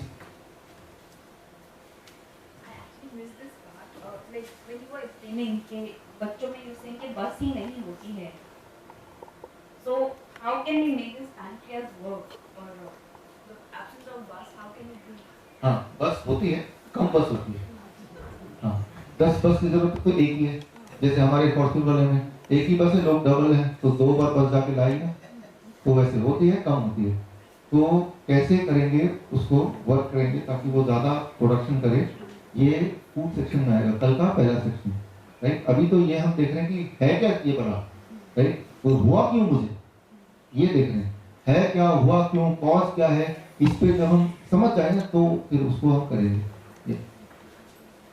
Another question was like for my daughter, it's been exactly 1 month कि हमको डिटेक्ट हुआ है, तो how do we know कि कितना पहले से हुआ है, and उसको like saying if it is getting reversed, does it make the कितने टाइम से है वो फैक्टर कभी रिलेट कर सकते हैं? जिस दिन डिटेक्ट हुआ ना उस दिन से हुआ है आप सबके लिए, और डिटेक्ट उसी दिन होगा जो कोई डॉक्टर के पास पहुंच जाएगा। आज की तारीख में हेल्दी वही है जिसने चेकअप नहीं कराया है, राइट? तो need not to worry about that. The day start from the time when you went to the doctor. Yes please. I just want to share that हमें पहले जो है ऐसे लगा कि पेन हो रही है पाँव में और सब, we went to the doctor diagnosed rheumatoid arthritis and he was on medication of rheumatoid arthritis for 1 year almost, and his body started swelling up and I left that medicine on my own. Doctor was very angry and upset that you should not leave this medicine. उसके बाद जो है we went to homeopathy doctors, we tried different things and finally we left all medicines. उसके बाद body जो है कमज़ोर होना शुरू हो गया, सिम्टम्स ऑफ डायबिटीज जो उसको नहीं पता थे, but his sugar was around 600 when it was diagnosed first. उस वक्त डॉक्टर्स के पास जब इंसान जाता है ऑब्वियसली आप बहुत वल्नरेबल होते हैं और वो आपको जो भी कहते हैं आप उसको करने के लिए तैयार होते हैं। चैलेंज इस वक्त ये है कि वो इनिशियली तो आपको इंसुलिन शुरू करा देते हैं, बट आफ्टर दैट जहाँ तक मतलब पाकिस्तान की मैं आपको सिचुएशन बता रही हूँ, मुझे यहाँ का नहीं पता, उसके बाद जो है आप बिल्कुल ऑन योर ओन होते हैं। मतलब पेरेंट ने डिसाइड करना है कि मैंने इसको कितनी इंसुलिन देनी है या इसमें कितनी इंसुलिन यूज़ करनी है। डॉक्टर जस्ट टेल कि आपने फीमेल देनी हो, जैसे ही कह रही है कि खिलाएं ज़्यादा, जितना मर्जी खाए, कुछ नहीं रोकना, पराठे खाए, ये खाए, वो खाए, whatever he wants to eat, ice creams खाए, रोकना नहीं किसी चीज़ से, लेकिन जस्ट इंक्रीज द डोज। और अगर उससे भी कंट्रोल नहीं होता गिव अ करेक्टिव डोज। तो टोटली ये होता है at the disposal of the parents या उनकी जो भी अकल समझ हो, and it takes time to understand. Now it's been 4 to 5 years almost since we've been going through this. So now we think कि हाँ जी हम मैनेज इसको कर पाते हैं, at least we understand. ज़्यादा मुझे इसमें डेंजरस चीज़ ये लगती है कि एक तो इंसुलिन शुरू कराते थे उससे पता नहीं ज़रूरत है या नहीं है, इसके वाइटमिन डी लेवल्स भी ऑलमोस्ट नील हो चुके हुए थे जब हमने चेक किए। उसके बाद ये कि the patient is left solely, बच्चे को specially on the parents whims कि वो क्या चाहते हैं क्या नहीं चाहते, इसके लिए जो है वो क्या हो सकता है। दूसरा मेरे ज़हन में सवाल बार बार उठता है, पता नहीं आप लोग इसको गाइड कर सकते हैं कि नहीं, या ये सवाल इस तरह से है वैलिड या नहीं, कि जो लोग तो अफोर्ड कर सकते हैं, आफ्टर ऑल इंसुलिन अफोर्ड करना भी तो एक बड़ी बात है, बच्चे तो उनके भी बीमार होते हैं जो फूड नहीं कर सकते, तो वो फिर किस तरह से इसको करते हैं, या जैसे आप कह रहे हैं कि वो फूड के ज़रिए से या न्यूट्रिशन के ज़रिए से करते होंगे, क्या करते हैं? ओके, फर्स्ट एक तो self management, there is no support system Pakistan में, वो अच्छा है। जहाँ सपोर्ट सिस्टम होता है वही गड़बड़ होता है। तो वो तो ये श्योरली बोल सकता हूँ, पिछले 5 साल में अगर सपोर्ट सिस्टम होता जैसे अमेरिका में है, तो बहुत डायबिटीज दुनिया में और बच्चे आगे बढ़ जाते तेजी से। तो जैसे इनके सपोर्ट सिस्टम में लंदन से हैं, तो क्या हुआ, चॉकलेट खाओ, ये खाओ, वो खाओ, डेजर्ट खाओ, यही हुआ ना, तो एटलीस्ट उससे तो बच गए ना। तो वो बहुत अच्छा है। पाकिस्तान में ऐसा कुछ नहीं है, तो इसका तो ये जवाब है। करना क्या आगे से वो मैं तो उसके लिए है ही। और दूसरा क्वेश्चन आपका कि वो गरीब बच्चे क्या होते हैं। अब आप देखिए यहाँ पे सबको देखिए, कोई गरीब दिख रहा है आपको? गरीब को डायबिटीज ही नहीं होता। डायबिटीज अमीरों की बीमारी है, क्योंकि गरीब तो जाएगा ही नहीं ना, और जब जाएगा नहीं तो डायबिटीज को डिटेक्ट कैसे करेंगे। तो आपका सवाल एक्चुअली ये था कि तो उनको इंसुलिन के बिना काम कैसे चलता है। मैं आपको बता दूं, मेरा एक्सपीरियंस है 5000 पेशेंट पे पिछले कई सालों में, कई सारे देशों में, राइट। सो जहाँ जहाँ मैं जाता हूँ, मैं आपको अपने एक्सपीरियंस से बोलता हूँ, कभी किसी को इंसुलिन की जरूरत नहीं पड़ती, कभी भी। वो तो एक बार वो ना शेर के मुंह में वो इंसान का खून लग जाए, वो अलग बात है। उसी तरह से है, जो लत लग जाती है, body is dependent on them. पहला तो आपने जो मैं सस्पेक्ट कर रहा हूँ कि डॉक्टर सिम्टम देखते हैं और अकॉर्डिंगली कोई ना कोई दवा शुरू कर देते हैं, that is called drug induced diabetes. एक गरीब का बच्चा तो कैसा भी सिम्टम हो, डॉक्टर के पास जाएगा नहीं, ना ही वो ड्रग इंड्यूस्ड डायबिटीज के चक्कर में पड़ेगा, राइट। तो वो उसको वो तंग होगा, परेशान होगा, बट वो परेशानी वहीं तक ही लिमिट रहेगी। बट जो ज्यादा अमीर होते हैं, मेरे जो दोस्त हैं जिनके बहुत सारे कनेक्शन है, बहुत ज्यादा अमीर हैं, मुझे उनकी चिंता होती है, क्योंकि वो बात नहीं मानने। वो कोई बड़ा मशीन होगा, बहुत बड़ा हॉस्पिटल होगा, कुछ ऐसा होगा। मैं आपको आगे बताने वाला हूँ, दुनिया में ये देखा गया कि जब जब डॉक्टरों की हड़ताल होती है, तब तब इंसानियत की सेहत अच्छी हो जाती है हर जगह। चाहे वो यूके का एग्जांपल है मेरे पास, I written a book on that, why the mortality rate drops when the doctor go on strike. ये पूरी एक बुक, और ये बुक मैंने लियोनार्ड होरोविट्ज, दुनिया के टॉप 10 साइंटिस्ट में आते हैं, मेडिकल साइंटिस्ट में, उनके साथ मिलकर लिखा है, एक्चुअल आंकड़ों के साथ, राइट। सो ये बुक आप में से कुछ लोग चाहें तो पढ़ सकते हैं, राइट। तो और जो लियोनार्ड होरोविट्ज है, ही एक्सपोज कि किस तरह से कि डायबिटीज की दुनिया चलती है। नतीजा ये हुआ कि यूएस की सरकार ने उन सबका घर ही छीन लिया, राइट। तो उनके वो बेघर हो गए फिलहाल, but he is a very big man, Leonard Horowitz. अगर आप टाइप करें गूगल में, you come to know about it. तो गरीब को डायबिटीज नहीं होता है, राइट। कभी देखा, गरीब गंजे भी नहीं होते, राइट। जो जितना गंजा वो उतना अमीर, राइट। और 1977 से पहले किसी को हार्ट अटैक हो गया तो यार बहुत अमीर आदमी होता। हार्ट अटैक होना एक प्रेस्टीजियस बात होती थी उसको, राइट। तो कई बार तो लगता है कि सब चीज का सोल्यूशन है कि बन जाओ, कुछ होगा ही नहीं आपको। बट इनडायरेक्टली है कि अमीर होने से आप वो फैसिलिटी अवेल करते हैं जिसकी आपको जरूरत नहीं है, राइट। और ज्यादा कोई अमीर होगा तो पाकिस्तान में नहीं, वो यूएस जाकर करेगा, राइट। तो वो और परेशान होगा। सो that is how it is. मैं आपको एग्जांपल देता हूँ। पूरे दुनिया में हर साल ये अप्रैल चल रहा है, मार्च अप्रैल के महीने में 3 दिन के लिए पूरे दुनिया के जो हार्ट के एक्सपर्ट्स, हार्ट डॉक्टर, खास तौर पे इमरजेंसी डिपार्टमेंट के, वो 25,000 डॉक्टर एक जगह इकट्ठे होते हैं अमेरिका में। उनका 3 दिन का कॉन्फ्रेंस होता है, हर साल होता है, 2001 ऑनवर्ड्स। 2010 में ये बात आई किसी के दिमाग में कि सारे हॉस्पिटल हार्ट डॉक्टर से खाली हो जाते हैं, इमरजेंसी डिपार्टमेंट को रहता नहीं 3 दिन के लिए, 4-5 दिन के लिए, एक दिन आना एक दिन जाना भी मान लो, तो एक हफ्ते के लिए नहीं रहता। उस समय पे जिन लोग पेशेंट को जरूरत है उनका क्या होगा? किसी को हार्ट अटैक आया, ब्रेन स्ट्रोक, उनका क्या होगा? इसलिए इस तरह के जो प्रैक्टिस बंद किया जाए, स्टॉप दिस कॉन्फ्रेंस। तब किसी ने बोला पहले देख तो लो अभी तक क्या हुआ था, पिछले 10 साल का तो देख लो रिपोर्ट।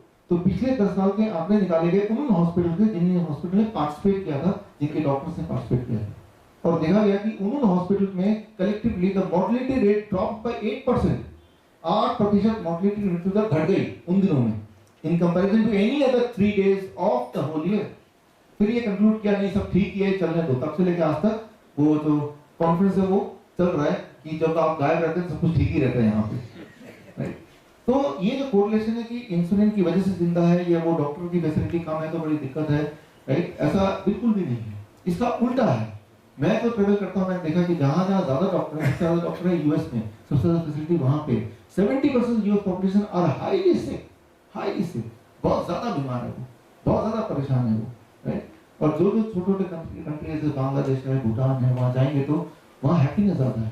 बीमारी है लेकिन वो मलेरिया डिफरेंट काइंड ऑफ बीमारी है, राइट, जो जर्म्स वाली बीमारी होती है, जो सैनिटेशन की प्रॉब्लम की वजह से होती है, कोई डायबिटीज वगैरह नहीं है, राइट, इस तरह की बीमारी नहीं है। मैं आगे उनके बारे में और बताऊंगा आपको, but that gives the answer to this question. Yes yes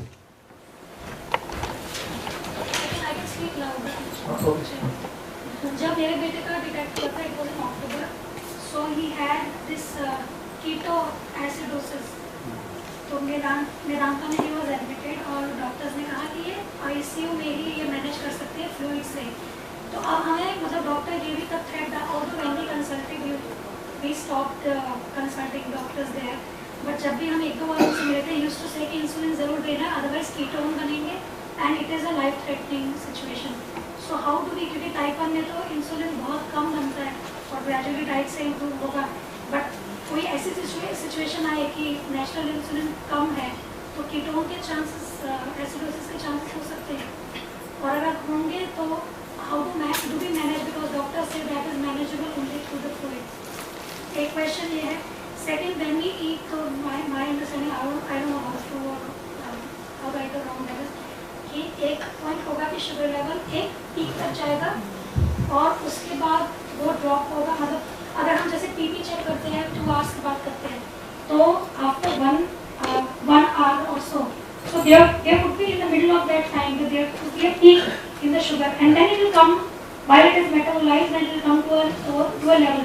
So is there any study or a standard which says what value is safe, the peak that goes into the system, and how important critical that is with respect to the health, कि अगर कोई मान लीजिए किसी की अगर peak 300 जाती है, 350 जाती है, तो वो कितनी लाइफ थ्रेटनिंग है या कितनी, और it depends on how much amount of time it's at that level.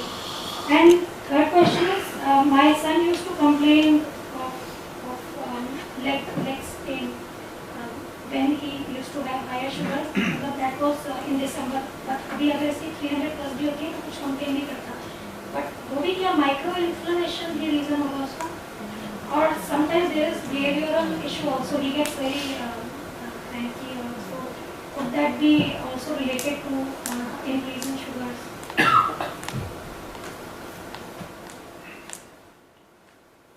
First कि वो आईसीयू में एडमिट करना पड़ेगा, वो इसलिए बोला क्योंकि पास आईसीयू डिपार्टमेंट है, इसलिए आपको बोला आईसीयू में एडमिट करना पड़ेगा।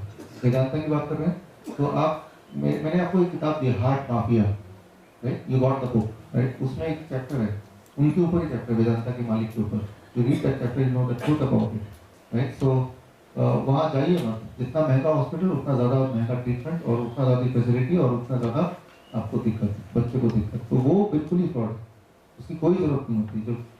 जो कीटोन बनते हैं, कीटो एसिडोसिस होती है in real, but that is not as life threatening, कोई ताकि उस आईसीयू, और आईसीयू में जाके भी बचेगा नहीं। मैं आपको छोटा सा एग्जांपल देता हूँ आपकी समझ के लिए। आपने देखा होगा, टीवी में देखा होगा, मूवीज में देखा होगा, या रियल लाइफ में देखा होगा, इमरजेंसी डिपार्टमेंट में बेहोश पेशेंट को ले जा रहे हैं और एकदम से ऑक्सीजन लगाया, अब लगता है कि लाइफ इसकी बच जाएगी, right, the family member they have a Sai और लीव, चलो अब कुछ ठीक हो जाएगा, राइट, जाती सबसे पहले ऑक्सीजन लगाया।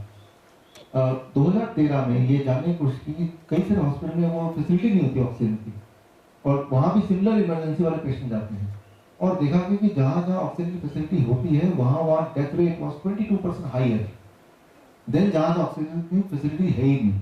तो 2013 के बाद ऑक्सीजन अब नहीं देते, अब रिकमेंडेशन आ गया है ऑक्सीजन देना जरूरी नहीं है, ऑक्सीजन देंगे तो डेथ बढ़ जाएगा। तो ज्यादा फैसिलिटी मतलब ज्यादा चांसेस लिविंग के, ऐसा नहीं है, इसका उल्टा ही आंसर, राइट। अभी प्रैक्टिस में है नॉर्मली कि कोई अगर इमरजेंसी डिपार्टमेंट जाएगा तो ऑक्सीजन नहीं देंगे, अभी इमरजेंसी ये है, राइट।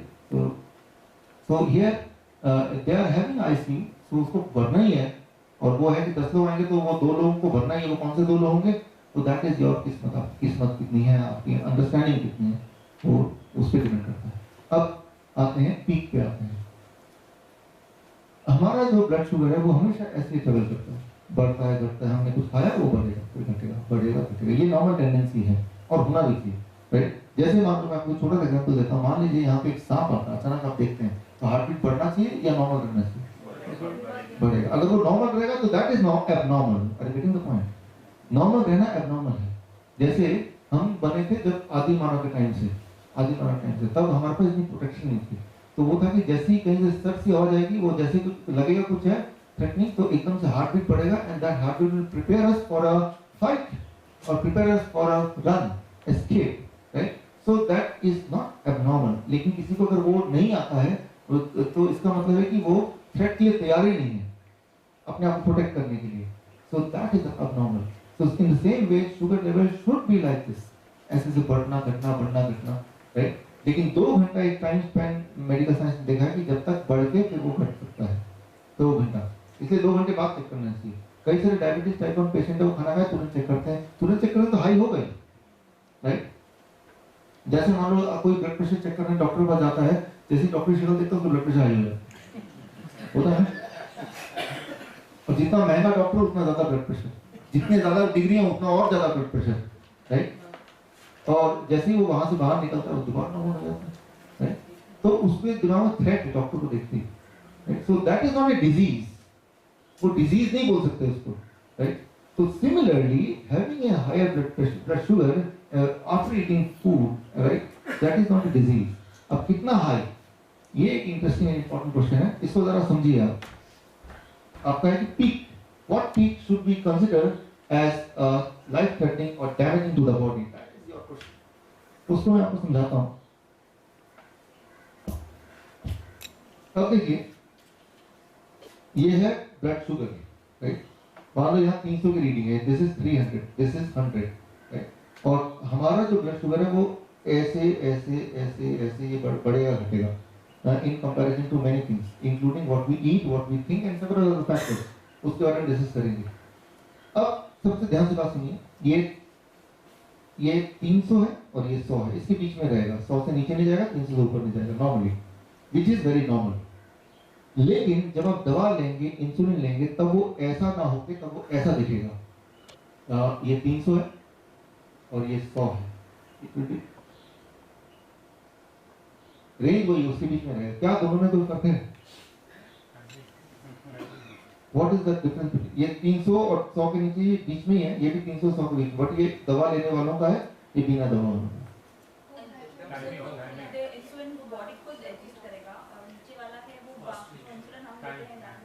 यस, इसको ध्यान से देखिए, ये यहाँ पे कोई शार्पनेस नहीं है, can you see that?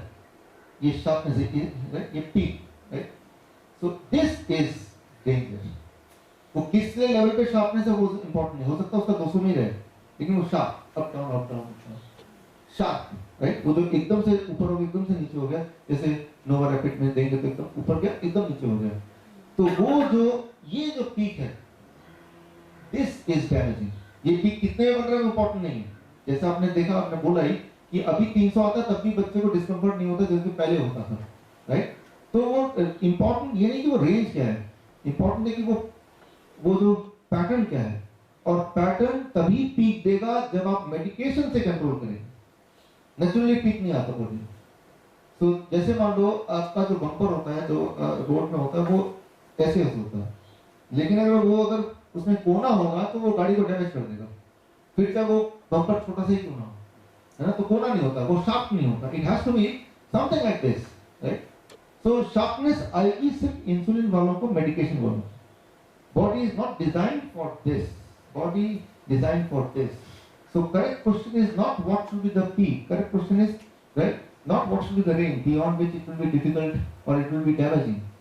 The correct answer is that body can get up this kind of sharp peaks only when you control it in a unnatural manner, right? आपने लिया, एकदम से असर हो गया, तो that is the sharp edges मिले। ये sharp edges को avoid करना, वो तो दवा को छोड़ के avoid होगा, right? So अब आता है आखिरी आपका क्वेश्चन, इन्फ्लेमेशन से जुड़ा हुआ क्वेश्चन है।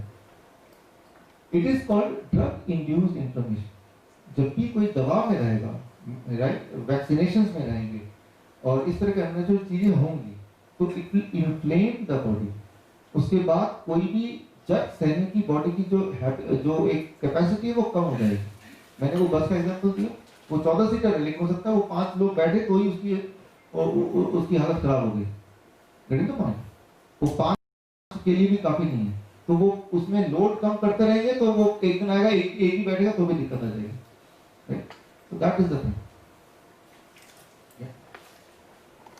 मेरे मदर को प्रॉब्लम है शुगर का, तो उनको जब वो सोती हैं तो हाथ वगैरह सुन हो जाते हैं उनके, तो वो क्या ड्रग इंड्यूस्ड इन्फ्लेमेशन का ही पार्ट है या क्या है? यस, ये ड्रग का एक सेक्शन अलग से है हमारा, उसमें your answer, my answer is yes, but इसका एक सेक्शन है, उसमें हम डिस्कस करेंगे कैसे है और हमें क्या करना है एग्जैक्टली, बहुत प्रिसाइजली करना पड़ेगा, नहीं तो कंफ्यूज करेंगे। I just ये जो आपने बताया,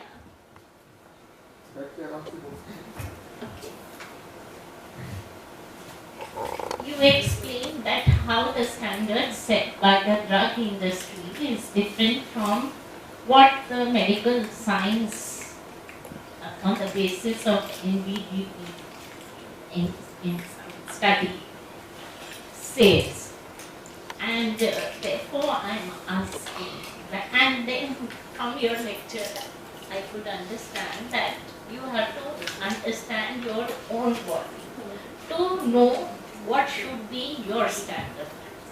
And now you have mentioned this peak and curve. So I just want to know, in my context, which I'll explain, that what should be my aim. 72-hour diabetes cured tour. I am having diabetes for 12 years. 2 years. Since 2 years I am taking insulin. The injected insulin, the doctor said doesn't work. So now, since 1 year, I am on Victoza. And I have followed your diet in terms of plate 1, plate 2, etc., etc. from 12th of March. 12th of April. And quite strictly. Plate 2, I have initially I took carbohydrates in the form of grain and all, little. But now, from the last 10-12 days, no such carbohydrates. But my diabetes sugar level keeps on touching 300 off and on.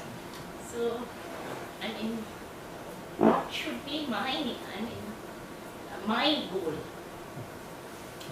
in terms of standards?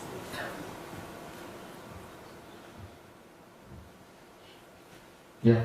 So many of you, most of you, as you will, when you talk to each other, you know that have been trying the similar kind of diet after seeing my video, YouTube, or coming to my seminar, and you got some little benefit, and then you thought, okay, why not to do it live, right? So ये live का यही फायदा है that 3 times a day we'll check the blood sugar and we'll monitor you, and also we'll explain this way and also try to understand what are the symptoms you are facing, and then on the basis of that, by the time you go, you have a clear understanding your targets. आपके गोल क्या होने चाहिए वो अभी clearly नहीं बता सकता, because अभी आपका दोपहर का जो ब्लड शुगर आएगा और फिर रात का आएगा, फिर कल का आएगा, फिर रात का आएगा, फिर परसों का आएगा. Those together will help us and you as well to understand your body, and then you will take a decision how to do it and what should be my future expectation for myself and how to manage myself. तब पता चलेगा. That's why it is 72 hours. It is not 1 day, right? Or it is not a half a day, right? Or it is not 1 hour, because that much time I will take to understand your body, and that much time you will take to understand on the basis of what I will explain, right? And then you will conclude. But your final goal should be that you should be free of the drugs and the insulin and any other medication and still able to manage a reasonable I call anything less than 300 for your kind of age, right? 60 साल का कोई है या 55 का कोई है, 300 से नीचे अगर रहता ही है in general तो उसको reasonable बोलता हूँ. 300 से नीचे का मतलब नहीं किसी का 301 आ गया तो उसको अलार्मिंग हो जाना चाहिए. हमें ब्लड शुगर को इतना स्ट्रिक्टली पकड़ के नहीं बैठना है. आपने तो देखा कि उसके आंकड़े जो आए हैं वो कितना ज्यादा वेगली आए हैं. तो कोई तो ऐसा होता है कि 101 भी आ जाता तो वो सोचता है कि मैं तो डायबिटीज पेशेंट हूँ. But what is giving us comfort and what is taking away the comfort.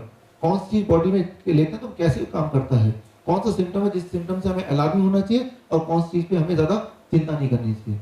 But one thing is very clear among all the things that somehow you should do something to stop the insulin, to stop the medication. ये तो बिल्कुल clear है.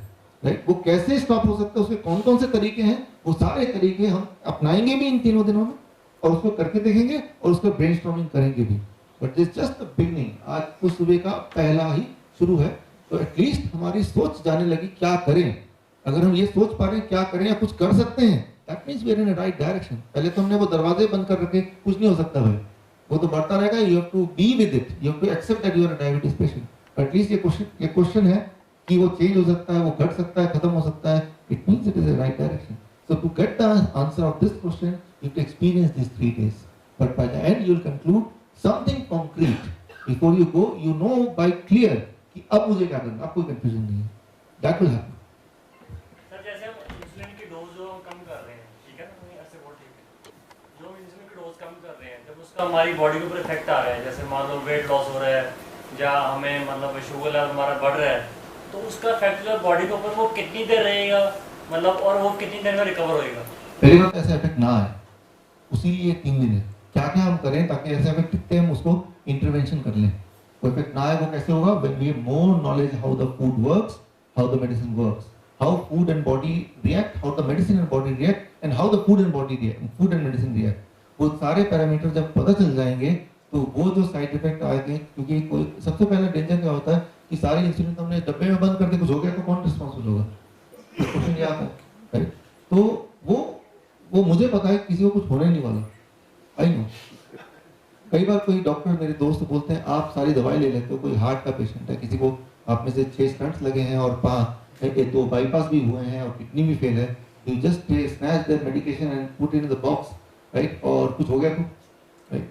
तो कई बार लोग मुझे ऐसे बोलते हैं कुदरती भी किसी का किसी दिन destine to have a heart attack in particular day, and वो दिन बाई चांस मैंने वो मेरे दिन डायबिटीज टूर का पहला दिन है और डायबिटीज मैंने सारी दवाएं ले ली, तो वो हार्ट अटैक आ गया तो वो तो मेरे जिम्मे आएगा ना कि वो तो दवा नहीं खाया तो heart attack association, right? So that kind of scary thoughts IMA के लोग मुझे देते रहते हैं जब हमारा कभी डिबेट होता है, सामना होता है, राइट? तो बट आई नो कि ये नहीं होगा अब, मतलब आप में से किसी लोगों का कभी हार्ट अटैक नहीं हो सकता अब, राइट? क्यों? देखिए ये जो डाइट आप ले रहे हैं, कल आपने लिया और ये आज लिया, after 2 diets you are in a protective mechanism, protective zone में आ गए हैं, तो इमरजेंसी नहीं आएगी, डिस्कम्फर्ट आ सकता है, सिर दर्द हो गया, पेट खराब हो गया, इमरजेंसी नहीं आ सकती। तो मैं बच गया, तो कल मैंने दवा नहीं लिया आपसे, चुपचाप खाना खिला दिया, राइट? आज मुझे पता था सुबह तो खाना खाएंगे, राइट? तो चलो अब मैं दवा ले सकता हूँ। सेकंड डाइट मैं आगे आपको दिखाऊंगा, कॉल्डोलेसिस्टीन, आज आपको उनका पूरा एक रिकॉर्डेड वीडियो दिखाऊंगा। मैंने उनसे पूछा कि बिल क्लिंटन के जो he is the doctor of bill Clinton, how he recovered this style only. So I asked him clearly, so he said okay, after 2 diet you can take the chance. 2 diet से पहले chances हैं कुछ किसी को होना हो तो हो सकता है, but 2 डाइट वो प्रोटेक्टिव मैकेनिज्म आया था। वो what is the protective zone I will explain you in the coming lectures, but you are in a protective zone first of all. Secondly, how to avoid those side effects, उसके लिए वो knowledge भी आपको आज और कल में मिलेगी mostly. You will experience it जब आप कुछ खाएंगे, फिर एक्सपीरियंस करेंगे और तब नॉलेज मिलेगी, डिबेट करेंगे तो पकड़ बन जाएगी, राइट? तो अभी आपने सिर्फ छोटा सा वीडियो देख के उसका हिट एंड ट्रायल किया, you got some success, but now you have the right knowledge, right? I want whatever I know you should know the similar amount which is going to happen in these 3 days. Sir, my age is about 60 and for the last I think 13-14 years I am detected diabetes. But मेरा diabetes जब से मेरे को पता चला, I did more exercise, yoga end of course medicine, so I kept it in control most of the time. लेकिन अभी मैं देख रहा हूँ 1-1.5 साल से कि शुगर कभी कभी अभी भी ऊपर जाती है, 250 से ऊपर जाती है, एंड पैरों के अंदर में कुछ सेंसेशन फील होना शुरू हुआ जो पहले कभी नहीं होता। उसका क्या रीजन है? ये जो मेरे अगले लेक्चर पार्ट है, बट सिंस आपने भी क्वेश्चन पूछा तो अभी आंसर थोड़ा सा दे देता हूँ मैं आपको। ये डायबिटीज के ड्रग का साइड इफेक्ट है, right? And that is when you are on medication for long time, आपने शुगर लेवल मैनेज किया, बट शुगर लेवल मैनेज करना और एक्चुअली साइड इफेक्ट कम होगा मैनेज करना आर 2 डिफरेंट थिंग, राइट? ज़्यादा शुगर है तो ज़्यादा इलनेस हो सकती है, कम शुगर है तो कम इलनेस होगी। लेकिन शुगर को कम करना दवा से, तो क्या रिस्क फैक्टर भी कम हो गए? Certainly not, right. वो दवा जब बॉडी में ट्रेवल करती है तो जो नर्व्स की एंडिंग है हमारे, उसकी सेंसेशन को धीरे धीरे कम कर देती है। इसीलिए तो about 15-20% of diabetes patient they and up being losing their limbs, पैर गंवाते हैं 15% पेशेंट, उनके पैर by the last part of the life they don't have their limbs, right. तो ये मेरे लेक्चर का अगला पार्ट इसी पे है, राइट। तो ये जो आपने फील किया ये स्वाभाविक है, ये ज़्यादातर ने फील किया, ये करने वाले होंगे, राइट। तो it is very natural and very expected end of the diabetes patient, right. ये सेंसेशन होगा, उसके बाद और कुछ होगा, फिर घाव होगा, फिर डॉक्टर बोलेगा ये पैर को काटना पड़ेगा, and literally you will end up losing the limbs, right. इसीलिए इससे छुटकारा पाना, डायबिटीज से नहीं, उसकी दवा डायबिटीज दोनों छुटकारा पाना बहुत ज़्यादा इंपॉर्टेंट है, राइट। बट ये इंपॉर्टेंट है साथ में कि जो सेंसेशन हो रहा है इट इज रिवर्सिबल।